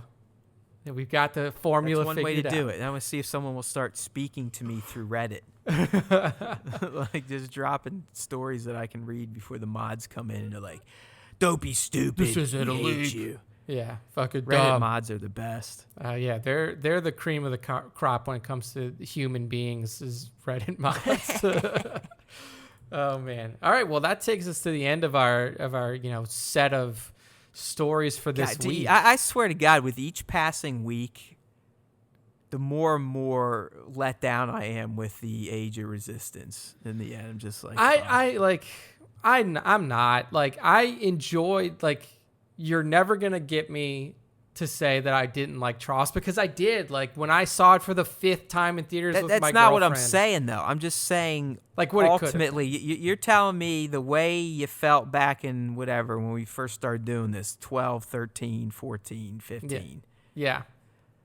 Knowing what was on the horizon, George was no longer in control. All right, that to me, that was kind of a positive. I mean, I love the guy, but I also don't like the prequels. Disney was in control. JJ, this, that, the other thing, the story group. I really was like, oh my God, this is going to be fantastic. Like, they're going to add 3 new layers of amazing lore to the Skywalker saga. It's just going to be out of this world. I mean, there's no way this can be fucked up. And here we are, 2020, and I'm telling you right now, in the end, it was fucked up. No, yeah, you're right. And as individually, a whole, each movie has great aspects. I mean, the movies are good films. Yeah. But the trilogy is not a good trilogy. No, I agree with you. But that's, like, I more focus on what I've enjoyed about it than what is disappointing to me. So, like, yeah. Well, yeah, you're not an asshole. Like, I agree 100% that there were multiple balls dropped with this trilogy, and that there should have been a cohesive narrative told between all 3 movies, not just between the first and the last one. So, yes, I'm very disheartened by that, and it does kind of suck. It's just a bummer, because it's like, you can't go back on this now. I mean, it is what it is, just like the prequels are what they are. I wish the originals were still what they truly first were, but, apparently those can be changed. But really, in terms of the Skywalker tale, it has been told at this point. Yeah. Or at least that's the fucking bed Disney was making for themselves. I mean, I'm sure they can always get out of it if they really wanted to, and none of us would give a shit. And then, look, the Skywalker story is going to live on still. I mean, there's going to be more TV series that are set in that time period. There's going to be more comic books and everything. Like, the Skywalker timeline is not dead.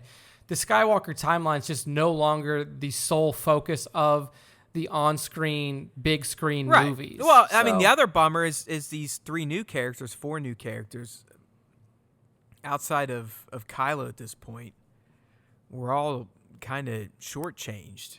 Yeah, I mean Finn, what the fuck? I mean, that character literally started strong, blah, and then, okay, there's potential, but blah, blah, blah. Ryan shot that like, I will say, and look, I'm not going to hate on TLJ or get into Fandom Menace area, but, like, TLJ kind of shit on Finn. Like, that line for him was just so bad. Like, that, I mean, like, at the end, he had a really good moment where he was about to sacrifice himself to blow up the thing. Right. But, like, that, like, the storyline post, like, him leaving that ship was garbage. Like, yeah, it was odd. I mean, obviously, the Force stuff wasn't even addressed at all. I mean, there have been some people now that say if you watch the scene... excuse me. If you watch the scene at the very end where Rey lifts the rocks, yeah, it does seem like as Finn walks through, they're literally repel off of him, as if his Force energy is kind of blowing him out of his path, Could be, yeah. I mean, I do remember that. Yeah. Very, very, I mean... if anything... completely coincidence, too, so... Yeah, I mean, it's but also... yeah, I mean, Finn is nothing, Poe is nothing. I mean, JJ tried to give him a sliver here in the end, like, oh yeah, he was just like Han Solo, basically. But, I mean, Rey, come on. Fuck, Rey Palpatine, to me, it still just makes me cringe. And really didn't have much of an arc whatsoever. So it is. That's the shit I'm talking about. That's what happens when you have when you don't have a cohesive narrative. When you don't have like of course. At least have like this is like an established character arc. Like, you don't even need everything written. You just have like, here's Rey, here's who she is. get her there somehow. Right. I mean, there was that, and we always, a lot of us tend to overlook just how tragic Carrie's passing was to the trilogy. Oh yeah, it was both was real a life knife. and to the trilogy as a whole. I mean, not having a cohesive story, you're already, in my opinion, operating without one engine here. You know, if you're on like a fucking dual engine plane, you're already fucking like, bleh, bleh.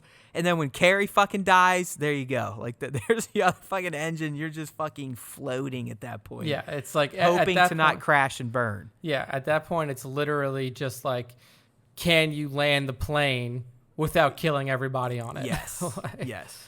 So, and I mean, I don't know. It's just it's a fucking bummer. It really is a bummer in the end, and I think we're all nuts forever thinking, at least though. Well, hell, I'll even put it into perspective. I'm sure the prequel people are sitting there going like, fuck, it's not even close to the prequels, losers. Where, you and I are like, nothing will ever touch the originals. But yeah. I just think we're always going to hold that standard, and it's going to be near impossible. But it shouldn't be. That's the fucking kicker. It shouldn't be. Yeah. And look, you can say the same thing, and Star Wars isn't the only franchise to suffer from this. But the unique part about it is that it is one of the only franchises out there that has lived this long and told stories over this amount of time. Like, oh yeah. Look at Lord of the Rings. Like, you have Lord of the Rings, and then you have the Hobbit trilogy, and it's the same thing. Where like OT Lord of the Rings is like untouchable, and then you watch the Hobbit, and you're like, what the fuck happened here? Yeah. Yep. And like it's the same. That's what I mean. Expectations, just even on a personal level, will never be met again for anything. It's just like Matrix 4 could be God's work, but I still don't think it's going to hold a candle to the Matrix. Yeah. I just don't. I mean, but, hey. Hey. I wrote a piece about that from like before TROS released. I was like, look, it doesn't matter what this movie is. Well, guess what? No one fucking listened to you, dude. Yeah. I was like, I mean, because I'm doing it right now. I'm basically sitting here like, woe is me. Yeah. But I will say that, like, regardless of the entire trilogy as a whole, I still think that The Force Awakens is one of my top 2 Star Wars movies of all time. Yeah, it's a good one. I like that. I know it pisses people off when you say that, so keep saying it. I mean, if it pisses people off, that's totally fine. But then they also have to remember that Jason, his favorite Star Wars movie is Rogue One, so it's another Disney Star Wars film. Jason Young, work more or less. But I am not going to pull myself away from the things that I like about it just because it didn't achieve what we thought that it could and that it probably should. Like, I will never say that I dislike TROS because I watched TROS 5 times in the theaters, and the 5th time I watched it, I still cried. And my girlfriend called me a little bitch because I was crying in the theater with her on my 5th time seeing it. I love that.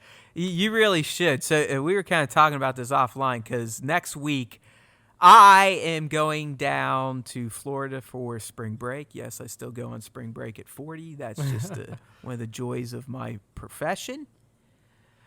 But don't worry, I'll probably die. I'll probably get corona, and I'll be fucking dead anyways. But I'm not going to be around, so we're kind of, spitballing here. What is Nick going to do? Is he going to do a solo? Is he going to look for someone to special guests? Is he going to find another co-host? I mean, kick me the fuck out for good. You never know. But he did mention he may try to drag his girlfriend on, who has just recently, within the past year, watched the films, fucking hated TLJ, like to the point where Nick didn't even think he could get her to go to TROS. So I'm pulling for that angle. I think that'd be very interesting to listen to those two talk about Star Wars for an extended period of time. If I can get her to do it, I'll see if I can convince her. That'd be fucking. I think that could be some fantastic radio, if you know what I'm talking about. If there is a percentage chance of that happening, I'm gonna put it at 15%, but we'll see. Oh, it's low. It's All low. right, It's well, low. we can hold out hope. We'll see. But yeah, I mean, I like elements of it, and the things that I like about it, I really like about it. There are some things that I don't like about it, but that's can be said about anything in life. Like, you're not going to love something. Of course, I like a lot of it too. Hell, I mean, I made my firstborn and probably only kid's middle name Ray. Yeah. And in the end, Rey's kind of like, all right, in my opinion, I did not like the way her arc finished. I think it was stupid, but whatever. Rey Palpatine. Fuck. I mean, just when Adam Driver says that, I don't even say Kylo, I say Adam, because I feel like it was really Adam, and he's a great actor, but he was just like, Rey Palpatine. Oh, fuck. He probably read it. He's like, oh, this is it? Okay. Yeah. All right, dude. So yeah, we'll get off of that. Sorry, didn't mean to kind of bum shit out and take our nice little pace we had going off track. But that's what I do. That's why I get paid the big bucks on the show here. All right, dude. So we're moving on into everyone's favorite segment during a primetime version of the Star Wars Time Show, and that is the top 5. But this week, because it is episode 100,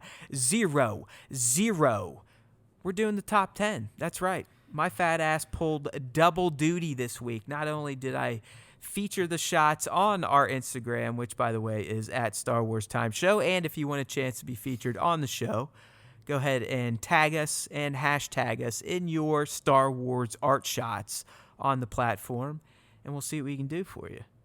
But we're going to be doing a top 10, so I picked 5, Nick picked 5. We didn't have any overlaps, which is fantastic, or if we did, Nick didn't tell me, and he picked some new ones.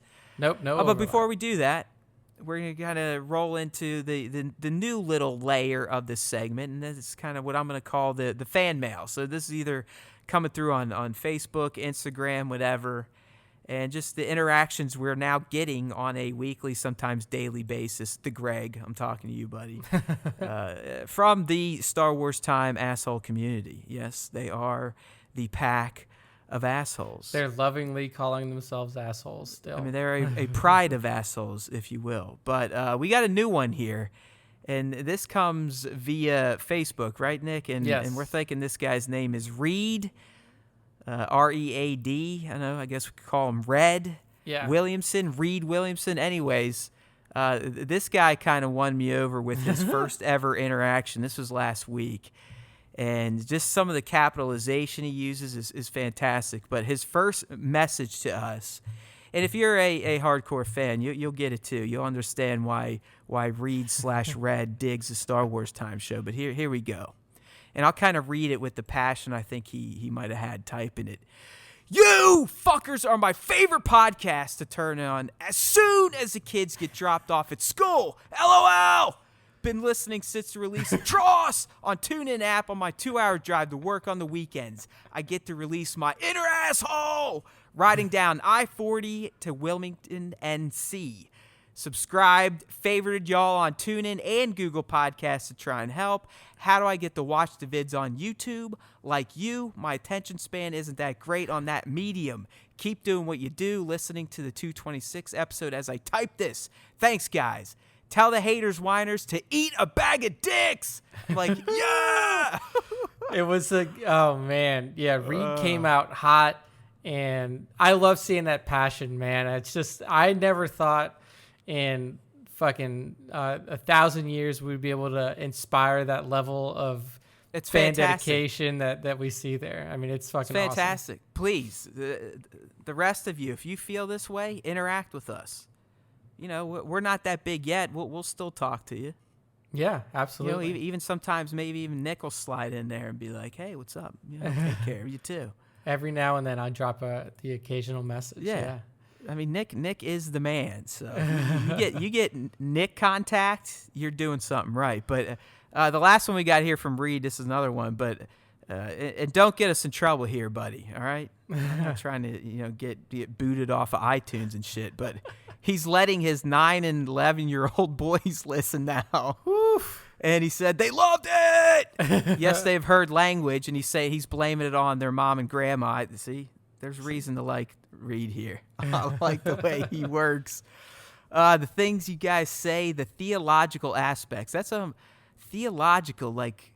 That's mostly me. Okay. All right, good. Because I'm like, I don't even know what the fuck that meant. I thought that meant like religion and shit. It's semi, Religion can be a part of theology. Actually, religion is all of theology. But I don't know if we that's get what I mean. religious Like, on it, but we get philosophical is probably the better way to put it. No, either way, he thinks we're smart, so Yeah. that's pretty fucking sweet too. But Yeah. Hey, man, we appreciate it, Reed. Good looking out there on Facebook. He's probably one of our first dedicated Facebook fans. So Yes, you exactly. never know. I mean, we've He mainly even- been calling our little pride of assholes from IG, but it seems we got a little Facebook action here. Yeah, I mean, he even sent through some of his own, like artwork, toy photography to us through Facebook. So yeah, it was awesome. I love it. Yeah, Reed, not sure how to handle that because the way we work this, people on Instagram will tag us or hashtag us kind of with their own creations or other people's stuff. Like here, I have no clue where these are coming from, but hey, we appreciate the enthusiasm. Keep it up. Try not to get us in trouble with the cops, explicit, that type of shit. Explicit Watch language. out. You never know what the fuck I'll say. So, fuck. You know what I mean? So that was a fun one, Nick. We also got an update here from SWTS Wild Wing.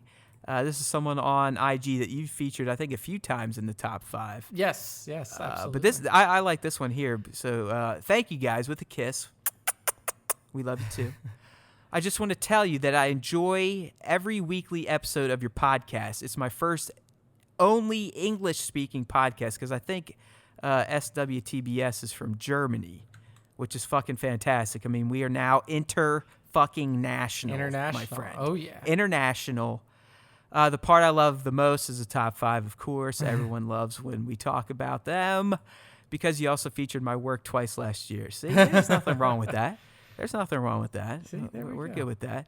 The first time I was so happy about that, I listened to this episode 2 or 3 times. I even showed it to my parents. See, I love that shit. That's awesome. That is fucking awesome. So, I mean, there's a little bit more there. I won't read it all, but hey, keep this type of interaction up. Those of you that are kind of diehard, you listen.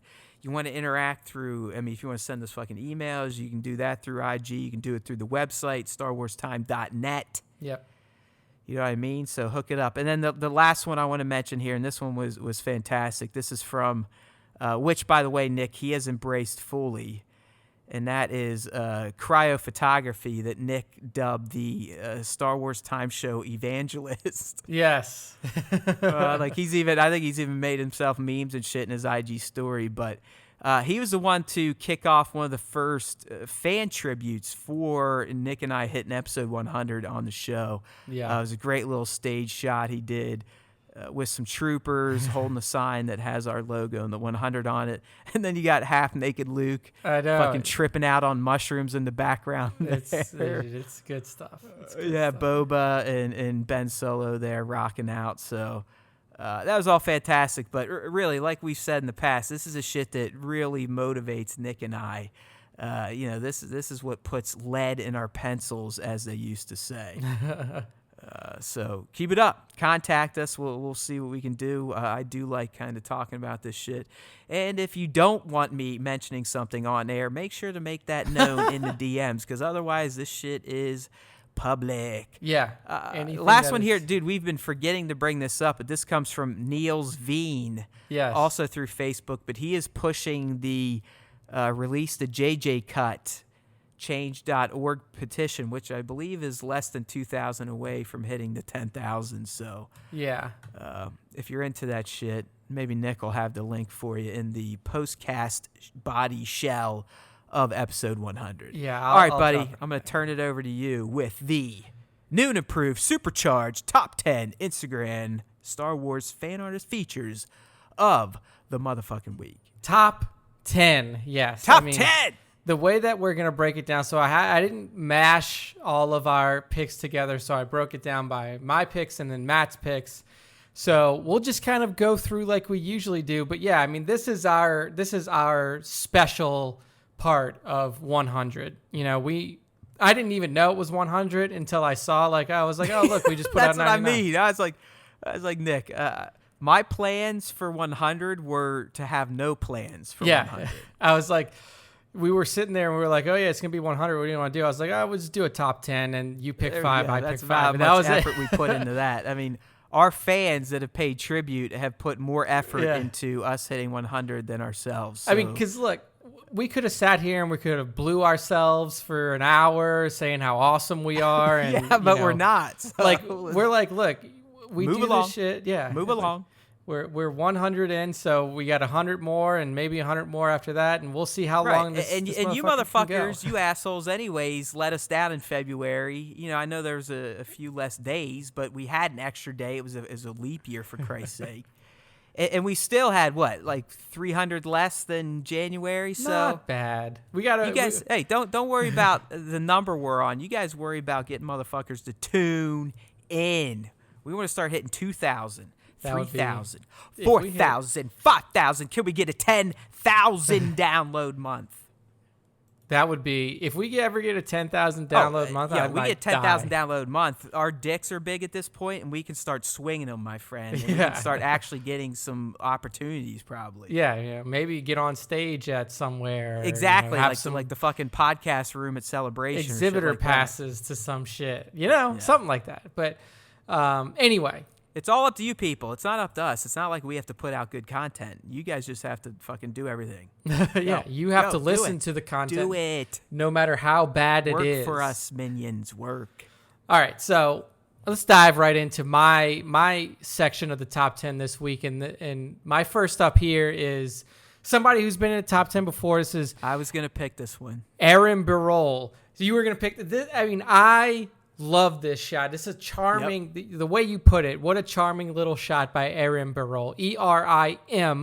ERIMBIROL on Instagram. And it is a scene recreation from A New Hope when R2-D2 shines his little light, and then little bitty Princess Leia comes up, and then young, ambitious Luke Skywalker is standing there watching this message come up. Obi-Wan Kenobi, you're my only hope. It is a recreation of that scene, except it's using Nendoroid figures. Have you ever seen these before, dude? Because they make it for like Nintendo characters. The Link Nendoroid is fucking adorable too. But these things are as chibi as they get. Yeah, I mean, I've seen them before. I don't know if I've ever featured. I think I may have featured one Nendoroid before.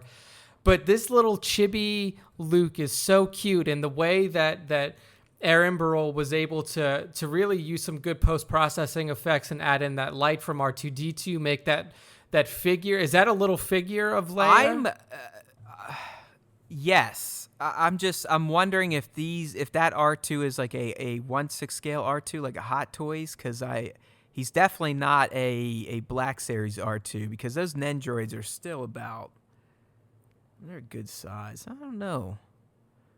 I doubt. That looks like a larger R2, and that stand also looks like it could come from a 1/6 scale set. But what the fuck do I know? It also could come from a 1/12 scale set. So I basically just said nothing helped.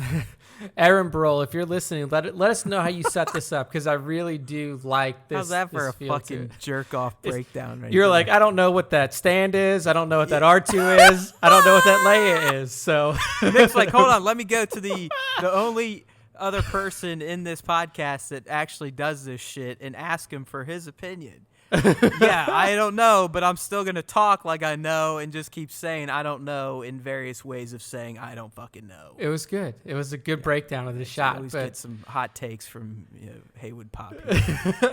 But I mean, I just thought it was a really cute. I do shot too. I love, as you said, the light beam there, but I also love. It looks like he might have dodged up his face a bit there to lighten it, to really put the focus on those eyes and. Make it look like the lights reflecting off the face. So, like I said, I know we didn't have any duplicates, which was impressive. But this one I was definitely waffling on. Should I include in my list or not? Yeah, I mean, in Aaron Birol, he's been in the top 5 before, but it looks like his last 3 shots are all using these little Nendoroid figures. So go give him a follow. Absolutely fantastic photographer here, and he has some fun with his shots. Like one of his shots, as you scroll down a little bit, is Grandmaster Yoda from the prequels jumping through the air and smacking Anakin on the head with his cane. So good stuff in here from Aaron Birol. Is this the one that does the boops? Like the boop Yes, series? the nose boobs, yeah. You can see it with Palpatine and Rey. He's got one with that's Boba perfect and too. like look at him. He's just sitting there, and she's touching his nose, and he's going boop. Yeah, And then he boops. I like it. love it. All right. Oh, look! Oh, you're right, man. Look at that Leia one. Well, that's gonna get fucking featured. Yeah, that Leia one, the most recent picture that he threw up here is actually, really fucking good. I didn't even see it because he probably didn't fucking tag us. Oh, look at that, Aaron. Yeah. So you lose that right there. If you're listening, you learn from this, right? Tag at Star Wars Time Show in your picks. Come on. And use the hashtag Star Wars Time Show. I'm still trying to hold picks. true on my Black Series ban, because when Jason was on, I was like, yo, you got to get fucking Black Series to actually start tagging. Oh, yeah. We'll see. We'll see if he gets on the train. But let's go. Our balls are getting bigger now. You know, we can't just give We're handouts to get inching closer to 5K every day. Oh, Greg's pushing it. That motherfucker wants those hats. He's got a countdown every time. All right. Next up in the top 10, my section of the top 10 is from I Am Drowning in the Rain. And I Am Drowning in the Rain is a huge Reylo supporter. She is all about the Rey Kylo connection that would have been in TROS. But this shot. Do we know if it's a she? I mean, we know it's hard sometimes. It's hard, but so the name is Taven Astra, and it says 29-year-old Canadian fan artist. Please no reposts without credit. No problems there, Taven. We always give credit to the artist when we share something. She's got her own they have their own Redbubble. I can't tell if it's a guy or a girl though. Honestly, I don't want to assume anybody's gender. So they have this absolutely fantastic. This is all vector, like digital painting, vector illustration from I Am Drowning in the Rain, and it is like a beautiful representation. It almost looks like stained glass. Right. They look real. Yes, but they look animated. It's almost like cell shaded, like a comic book style, a little bit. Kind of like. To me, like Rey in particular reminds me of like a cell shaded. Oh yeah. Like I'm sorry, dude. I'm sitting here all just going gaga through the entire portfolio, looking at some of the new shots too, and there is a mix of styles going on here. But yeah, the one you picked, it definitely is more that animated kind of that cell shade pop. Yeah. Type of look. It's just stunning stuff though. Oh yeah, but I mean, you're right. If you go through some of the recent work that I'm Drowning in the Rain's put out, I mean, a lot of Reylo stuff, and you're right, it's not always the cell shaded kind of feel to it. Like the most recent image actually looks very realistic in their faces. I mean, I don't know if she did some sort of like Photoshop manipulation with Adam Driver's face, because it looks like those eyes could legitimately be Photoshopped in. Like they look very real. But even Rey's face looks very realistic. So, I mean, absolutely beautiful work. I Am Drowning in the Rain, all one word. Look her or him up on Instagram. So, fantastic stuff.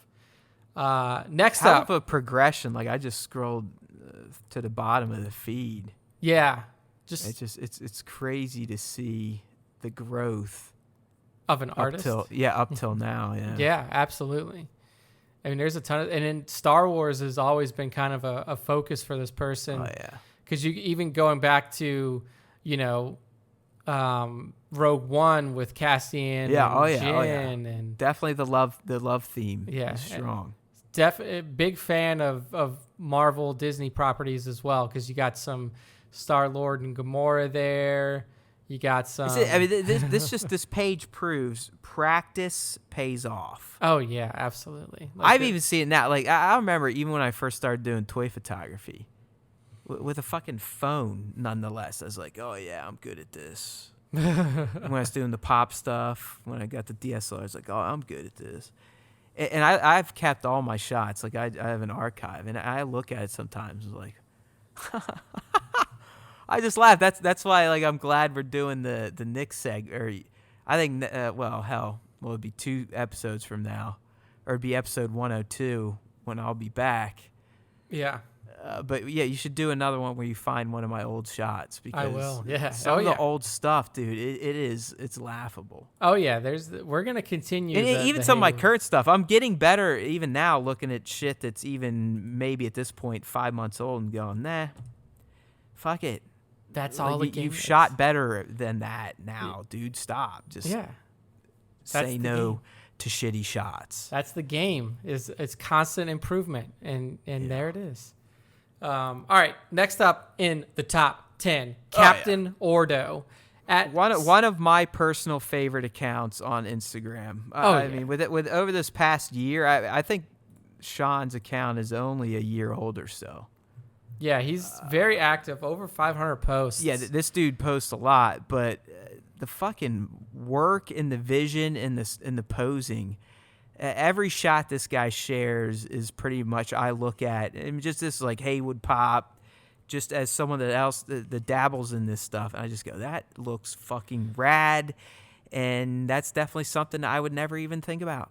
Dude, like his recent, so the shot that we're looking at now is of Rex from Clone Wars, and he's, firing, running through a battlefield. And like a door's blowing up and he's blasting at clankers. It's such a dynamic action shot. I mean, it looks as badass as Rex is. Oh yeah, absolutely, dude. And it's just everything about this shot's so well done. Just like the staging, like of the B1 battle droids in the foreground, having Rex as your main focus coming through this big blast that you mentioned, and even catching those the little whatever, like the little sparks, the little pieces of fire, and that really kind of give depth and character to the shot. I mean, beautiful work by Captain. At CPT 0 RDO, definitely over the past few months has gotten into, like I said, it's one of my personal accounts that I see every day. I've liked so many shots. IG finally realizes, like, oh, maybe we should just fucking show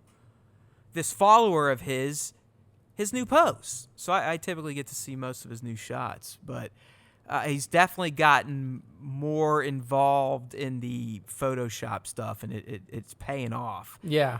It's like I should just learn that shit and get better and pre-plan shots out. But then I look at CPT _0 RDO's work and just like, fuck it. I'll let him do it. I'll just keep doing my basic shit.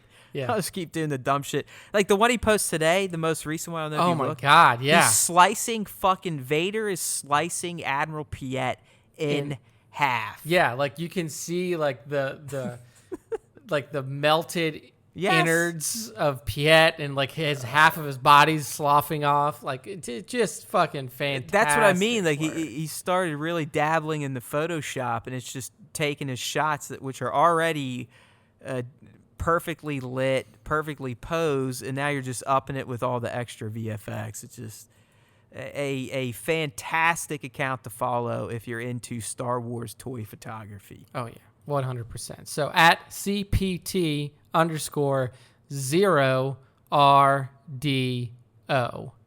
Well worth the follow, well worth the time. And then next up on the top 10 is the shot that Matt already kind of broke down. This is from Cryo. This is This is the one. I feel like I just spoiled it. No, you didn't know. Matt is very good at not looking at any of the shots that I pick in the top 5. Being surprised by the top 5 just as much as you fans out there. Yeah, I know I see the names because I'm typically operating the IG, but I never like seeing the shots he picked because I like figuring out, okay, out of all the shit I've laid out there during my mornings laying in bed farting and smelling my own gas, which shots did Nick go with? Yeah, and so I feel like I stole a little thunder here from Cryo's homage piece. Yeah, so he makes the top 10 with his 100th episode tribute piece, and really the reason I picked it is because of the creativity, and not just that, but the execution. Like you were calling out, Matt, all of the little details that Cryo fits in there. I didn't say that you see their little iPhones. Yes, I'm looking at that now. Like you got one of them in the back that's got the red iPhone. You got the two next to the IG 88 that have the white and the green iPhones. I mean, Kylo doing full splits. Yeah, I love the Kylo.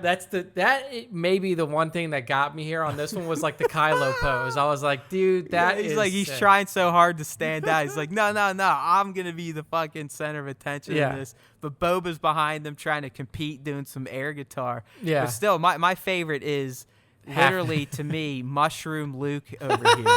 Like the guy is deep in a fucking trip. Yeah. And right now I can hear him. He's like, fuck, Obi-Wan, I can't see anymore, man. I swear to God, I can't fucking see, dude. I can't see. I think my eyes will fucking fell out. And everyone's just like, hey, is anyone going to tell him to fucking blast shields down? Yeah. Man. I love these types of setups. First off, because I know they're a fucking pain in the ass. Like, Cryo's good at the Photoshop game, so I don't know if he individually like rotoscoped every one of these fuckers in, or if he actually did get them all to stand up. But if he did, very impressive. Very impressive. It's beautiful. It's a beautiful shot. And then to cap it all off, you have the Star Wars Time logo with the 100 next to it being held up by the Stormtroopers and then IG. I mean, it's a beautiful job. And it was like, this is like Matt put in the caption, like shit like this, when we see shit like this, it's just like, it validates the things that we do. Yeah. I mean, me personally, I finally feel like Nick and I just aren't talking to each other. Yeah. Yeah. Like we actually have, and that's what it felt like for fucking, 3-4 years? Yeah, for a while. When we were on EB, we weren't really branded as a Star Wars podcast, and we didn't really push it that way. So that's kind of why we decided. I mean, EB literally, I think it dies Friday. I mean, 10 years I ran that fucker. And I'm letting it it's on life support now, but that plug's getting pulled Friday. But we've done this, and I think it's finally fucking paying off. Yeah, we found our slice of the internet, it seems, and we need more of these people like Reeds and the Gregs and the Spencers, the Scions, the Rust Belts, like the daily or the weekly people that interact, talk about it, and somehow convince other assholes to join in. Yeah, so again, it's a beautiful shot here by Cryo, CHRYO Photography on Instagram. Beautiful, beautiful job, and thank you very much for the tribute. Next up is actually somebody that I haven't featured before, but was featured by Jared, and then I also was brought up by Jason in his interview, Work More or Less. This is at Mint Complete on Instagram, and this shit doesn't even look like toys. Like, this just looks like real ass life. Like, I don't. Yeah, dude. Like, Mint Complete is the motherfucking composite master. Yeah. And so what we see here is we have a TIE fighter that's running away from a what ship is this? What's the X-wing that we see here in the foreground? That's Poe's orange okay, so that's X-wing. the orange X-wing. Yeah. I was wondering because I was like, okay, I know that there's an orange X-wing, but I just didn't know if it was Poe's. So we have Poe's X-wing chasing down a TIE fighter, and it is composited over like beautiful mountainscape, and you have like beautiful clouds, just like the way that he was able to take this shot, edit it, and put it into the surrounding that we see. It's just remarkable. And then the post-processing effects with adding, like, I don't know, are those actual lights that he has in the engines on that ship? Oh, no, that's all done in Photoshop. Wow, okay. That's incredible. It's either like bringing in some overlay effects, actual images that are designed to look like flares and whatnot, and you just kind of blend them. Okay. But yeah, I mean, honestly, sometimes he shows BTS, but these probably were sitting on a fucking table with maybe a whiteboard or a blackboard in front of it, if anything. And he just took the shot, got in Photoshop, did the little detailed selection tool where he's literally creating little dots against the edges to cut them out, and then blasts them on top of this and blends it all together. I mean, just the compositing work here is disgustingly good. Yeah. I mean, and you can kind of scroll down Mint's, feed and all of his shit. It's ridiculous, dude. Like, I mean, they look like fucking paintings sometimes. I mean, That's the other thing. It's not just that he takes images of toys and then puts them on a background. I mean, anyone could do that. It's the fact that he gets him to blend in with the light and the surroundings and the environment to look like they're actually there. Yeah, exactly. Like there's one that he has that was like a dragon from Game of Thrones that is just fucking mind-blowing. He put it out in November of last year. But like, man, this guy is just an absolute master of what he does with these composition shots. Yeah, it's just beautiful. Yeah, you're right. I mean, Jason and we just talked about his Vader and Ahsoka duel, which is just disgusting. Yeah. I mean, because I know what those figures look like in hand, and what he does is just, it's out of this world. It's just it's another kind of an advertisement for learn Photoshop. another thing that Matt has to keep in the back of his head every Not day. saying that I could do this type of stuff, but because Photoshop is the end-all be-all, there are tutorials for this type of stuff. And yes, over time with the practice and you learn your own tricks, you could end up being someone like a Mint Complete. Yeah, and you know, it's beautiful to look at his feet. It is. It's ridiculous. I mean, Go again, I look at my iPad and some of the shots I just edited, and I'm embarrassed. It's like, what the fuck am I doing? Like, Go give him a follow. What am I doing? At Mint Complete on Instagram. And that is the end of the Nick segment of the top 10. Here we go. Bringing on Matt's top 5. Get some.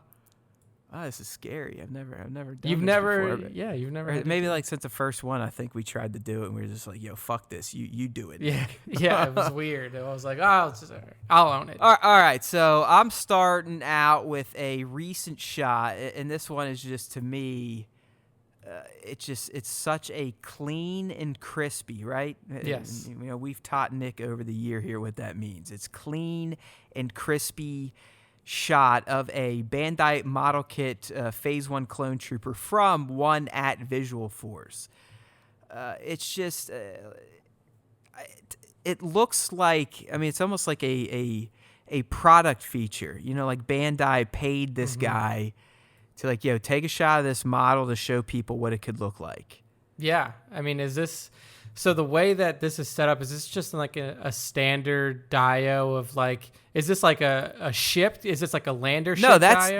that's that cocksucking diorama that I've talked about that it like makes your thumbs go numb and bleed and shit, and people usually end up smashing them. Yeah. Well, Visual Force did not smash this one, and it's no, but I'm pretty sure he's like me, and once he got it in this build, he's never broken it down. Yeah, just glued it together. I mean, mine, I will never change it. Like, I don't give a fuck. And then you got people like Papa P and his brother, Remember the Clones, that like crank out new configurations every week. Yeah, they're just, so, you know, more power to them. I mean, I guess they're just not being. Pussies like me, but that's neither here nor there. But Austin shot this trooper, man. Again, just, you know, it's a nice basic pose there. That, you know, nothing do. The clone's not doing anything special, but it's just how crisp Visual Force shoots it.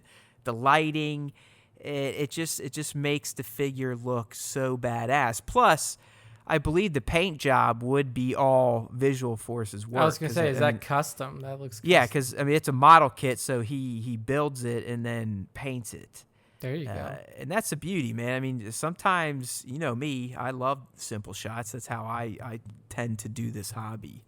But sometimes it's hard to make those really pop, and this one just fucking pops. It's that black and white contrast on the suit, and then how the lighting in the background kind of makes it stand out and just makes it crystal clear. Yeah. Beautiful shot. So, at Visual Force on that one, good follow for looking at some custom clones. He's got some 500 firsts that look fucking sweet too. This shot you got here is very interesting. I liked it when I first saw it. Oh yeah, dude. You know me. I'm always down for some weird stuff, like different takes on Star Wars. So this one comes to us from Pepito Carnvalja. Yeah, I guess. Yeah. And what it is a shot of Farm Boy Luke wearing straight up his, you know, farm boy sun hat with goggles. But Pepito he's got him like holding a mandolin or something, Yeah. kind of like a guitar type of deal. And the pose is so perfect, and the lighting is also excellent, and it does look like Luke is sitting there, just strumming a guitar, singing away on a Tatooine evening. Yeah, dude, that's what I was gonna say. Is like the way that the light is shown on him. It almost looks like he's like on stage at like a dive bar, just like by himself. There's 3 people sitting in the bar with him, and he's just got this purple light kind of as his spotlight, and he's just sitting there plucking away. I mean, I really do like the overall kind of feel of this shot. I thought it was really cool. Yeah, so I mean, again, this is a tiny little figure. This guy's no bigger than 6 inches. So I love the scale he presents it at, how pulled in the shot is. The pose, usually these guys aren't easy to move around. And just, I mean, the lighting, as you said, I mean, he could be hanging out in a club in Mos Eisley, or he could be outside at a Twin Sun sunset. Yeah, it's beautiful. It's a fantastic shot. I mean, it definitely caught my eye when I was scrolling through. This would be one of those cases where I probably either cryo tag this for us, or maybe I found it or someone told him, because this was an instant find and feature. Nice. And because Nick graced me with his powers of the top 5, I was able to pick it to feature. He hashtagged Exclu Collective, so maybe you caught it there too. All right, yeah. And I see a delete mark in his original tags, which means I probably wiped out ours. So maybe he found out from somewhere. So again, I just told another fucking lie, but that's how I roll. You got to watch out for me. That's why Nick's here again. You know what I mean? There we go. But anyways, this is at PEPITOCARNVALJ. Excellent stuff. This next one is mind-blowing. Yeah, this thing right here, all right, this is a Shooting the Galaxy. Shooting the Galaxy, I think this is probably 3rd or 4th top 5, definitely up there. Oh, yeah. With the Papa P's and the other recurring guests like our boy Everything. But this shot of, this is Nick, I'll set some background here. This is a Mythos Fett. Okay. So kind of like my Mythos Obi-Wan, where, this either came from comics or legend or whatnot. So it's a version of Boba Fett, which is why you see him looking more like a vagabond, more like a migrant. He's got that long-ass rifle. He's got rags all over it and this, that, and the other thing. Yeah. But, I mean, outside of the figure just being fantastic, what really stands out here is the practical use of a smoke bomb. Yeah. Which I've used in the past. I love using them. I have a shot, or not a shot, but an effect similar to this with, I think, my TLJ Luke, where you just kind of let the smoke bomb almost hover right under the figure. And it will create this thick, chalky smoke, as you can see in this shot, Nick.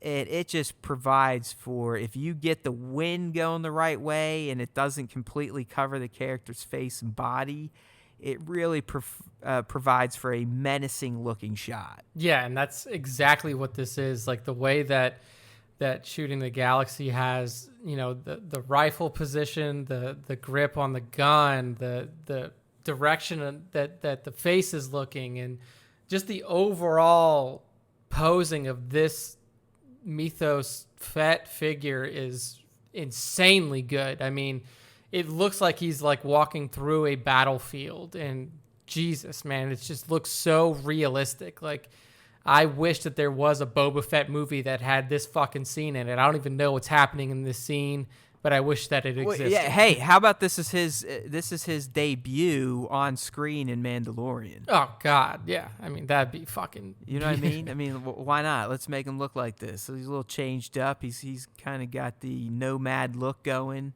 Yeah. Mad Max style, Mad Max Fett. Dude, yeah. I would be 100%. It's a great. I'm looking at this now, going like, man, I wish I got this one.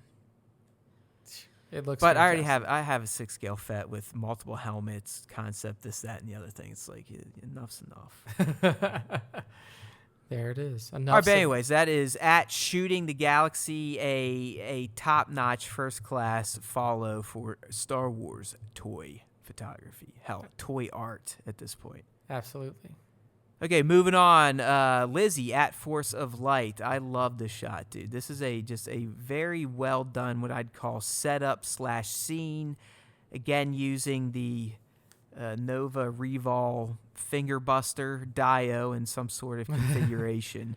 But she's got Wolf there as the main focus, but behind him you can also see Grease in this almost locker room type of setting. Yep. Fox is there, Rex is there.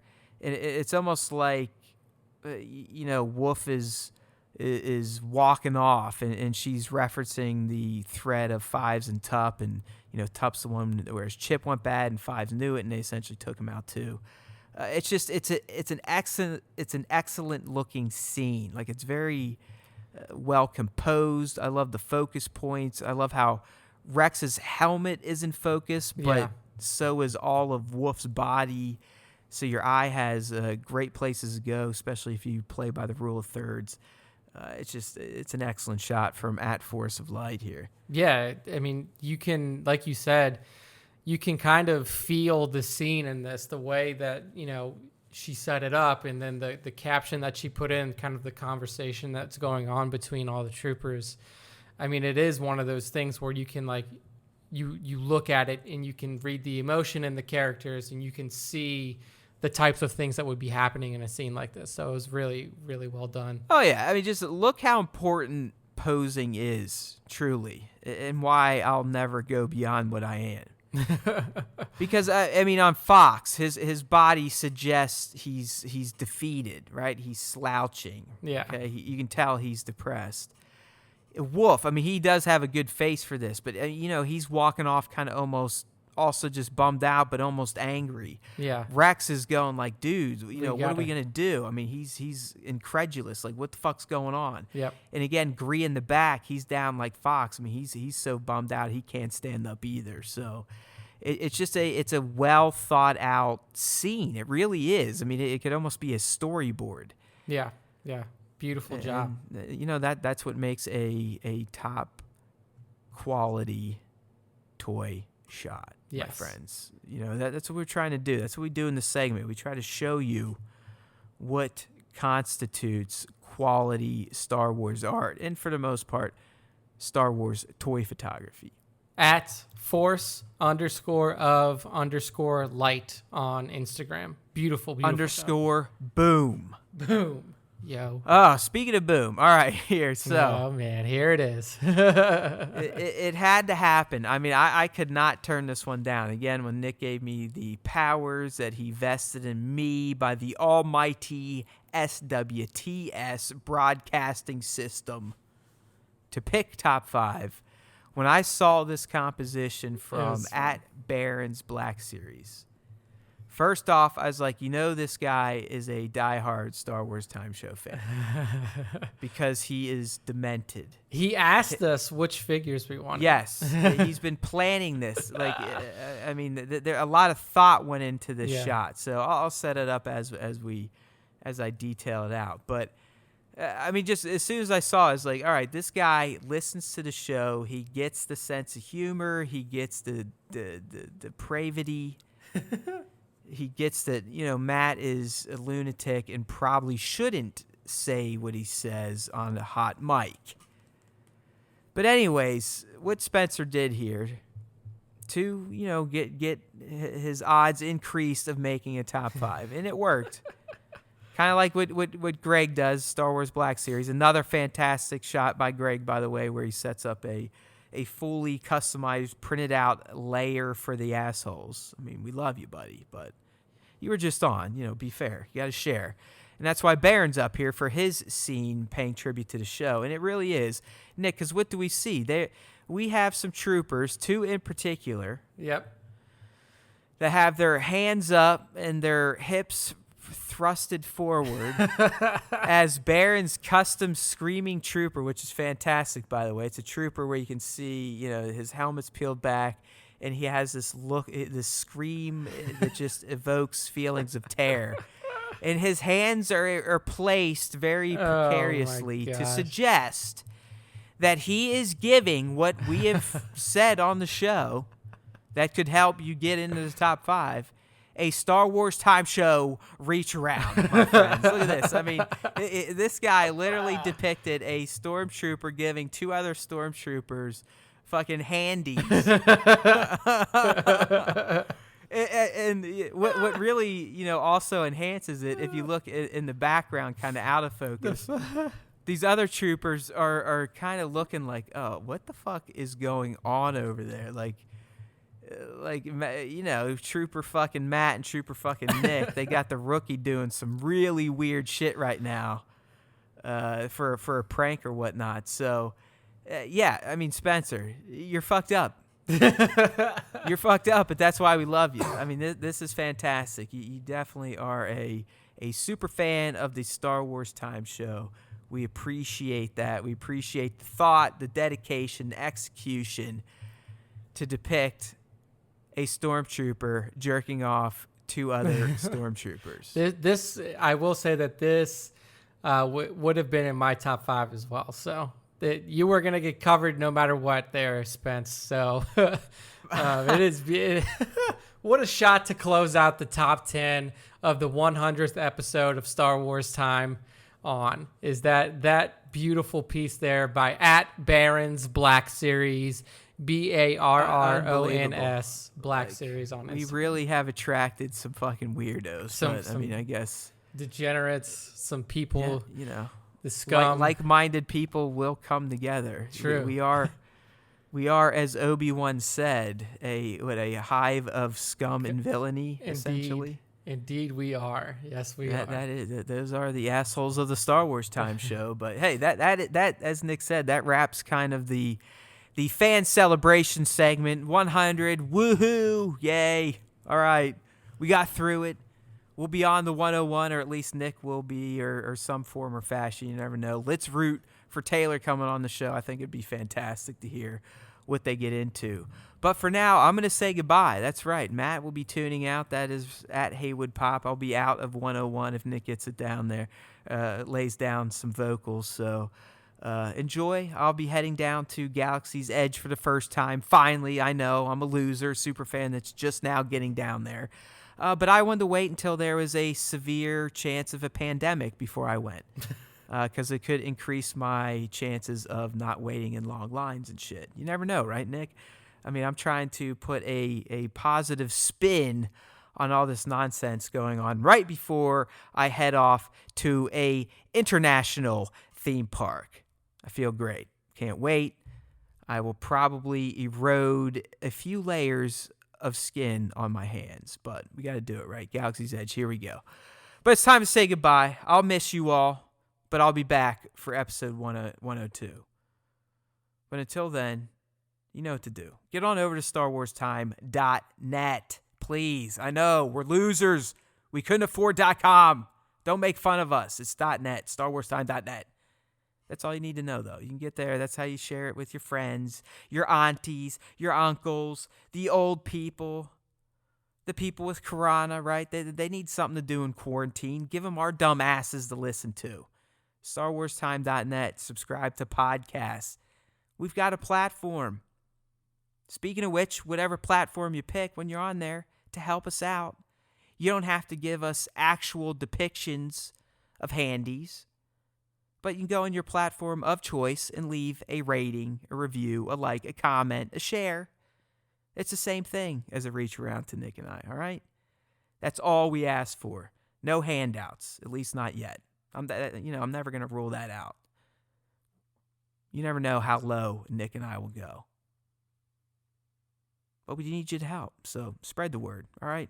There's always time for Star Wars Time. You know that. Keep it up. Say it a few times in public. See what people do. If they look at you funny, fuck them. There's always time for Star Wars Time. And remember, if you listen to the Star Wars Time show, the Force will be with you always.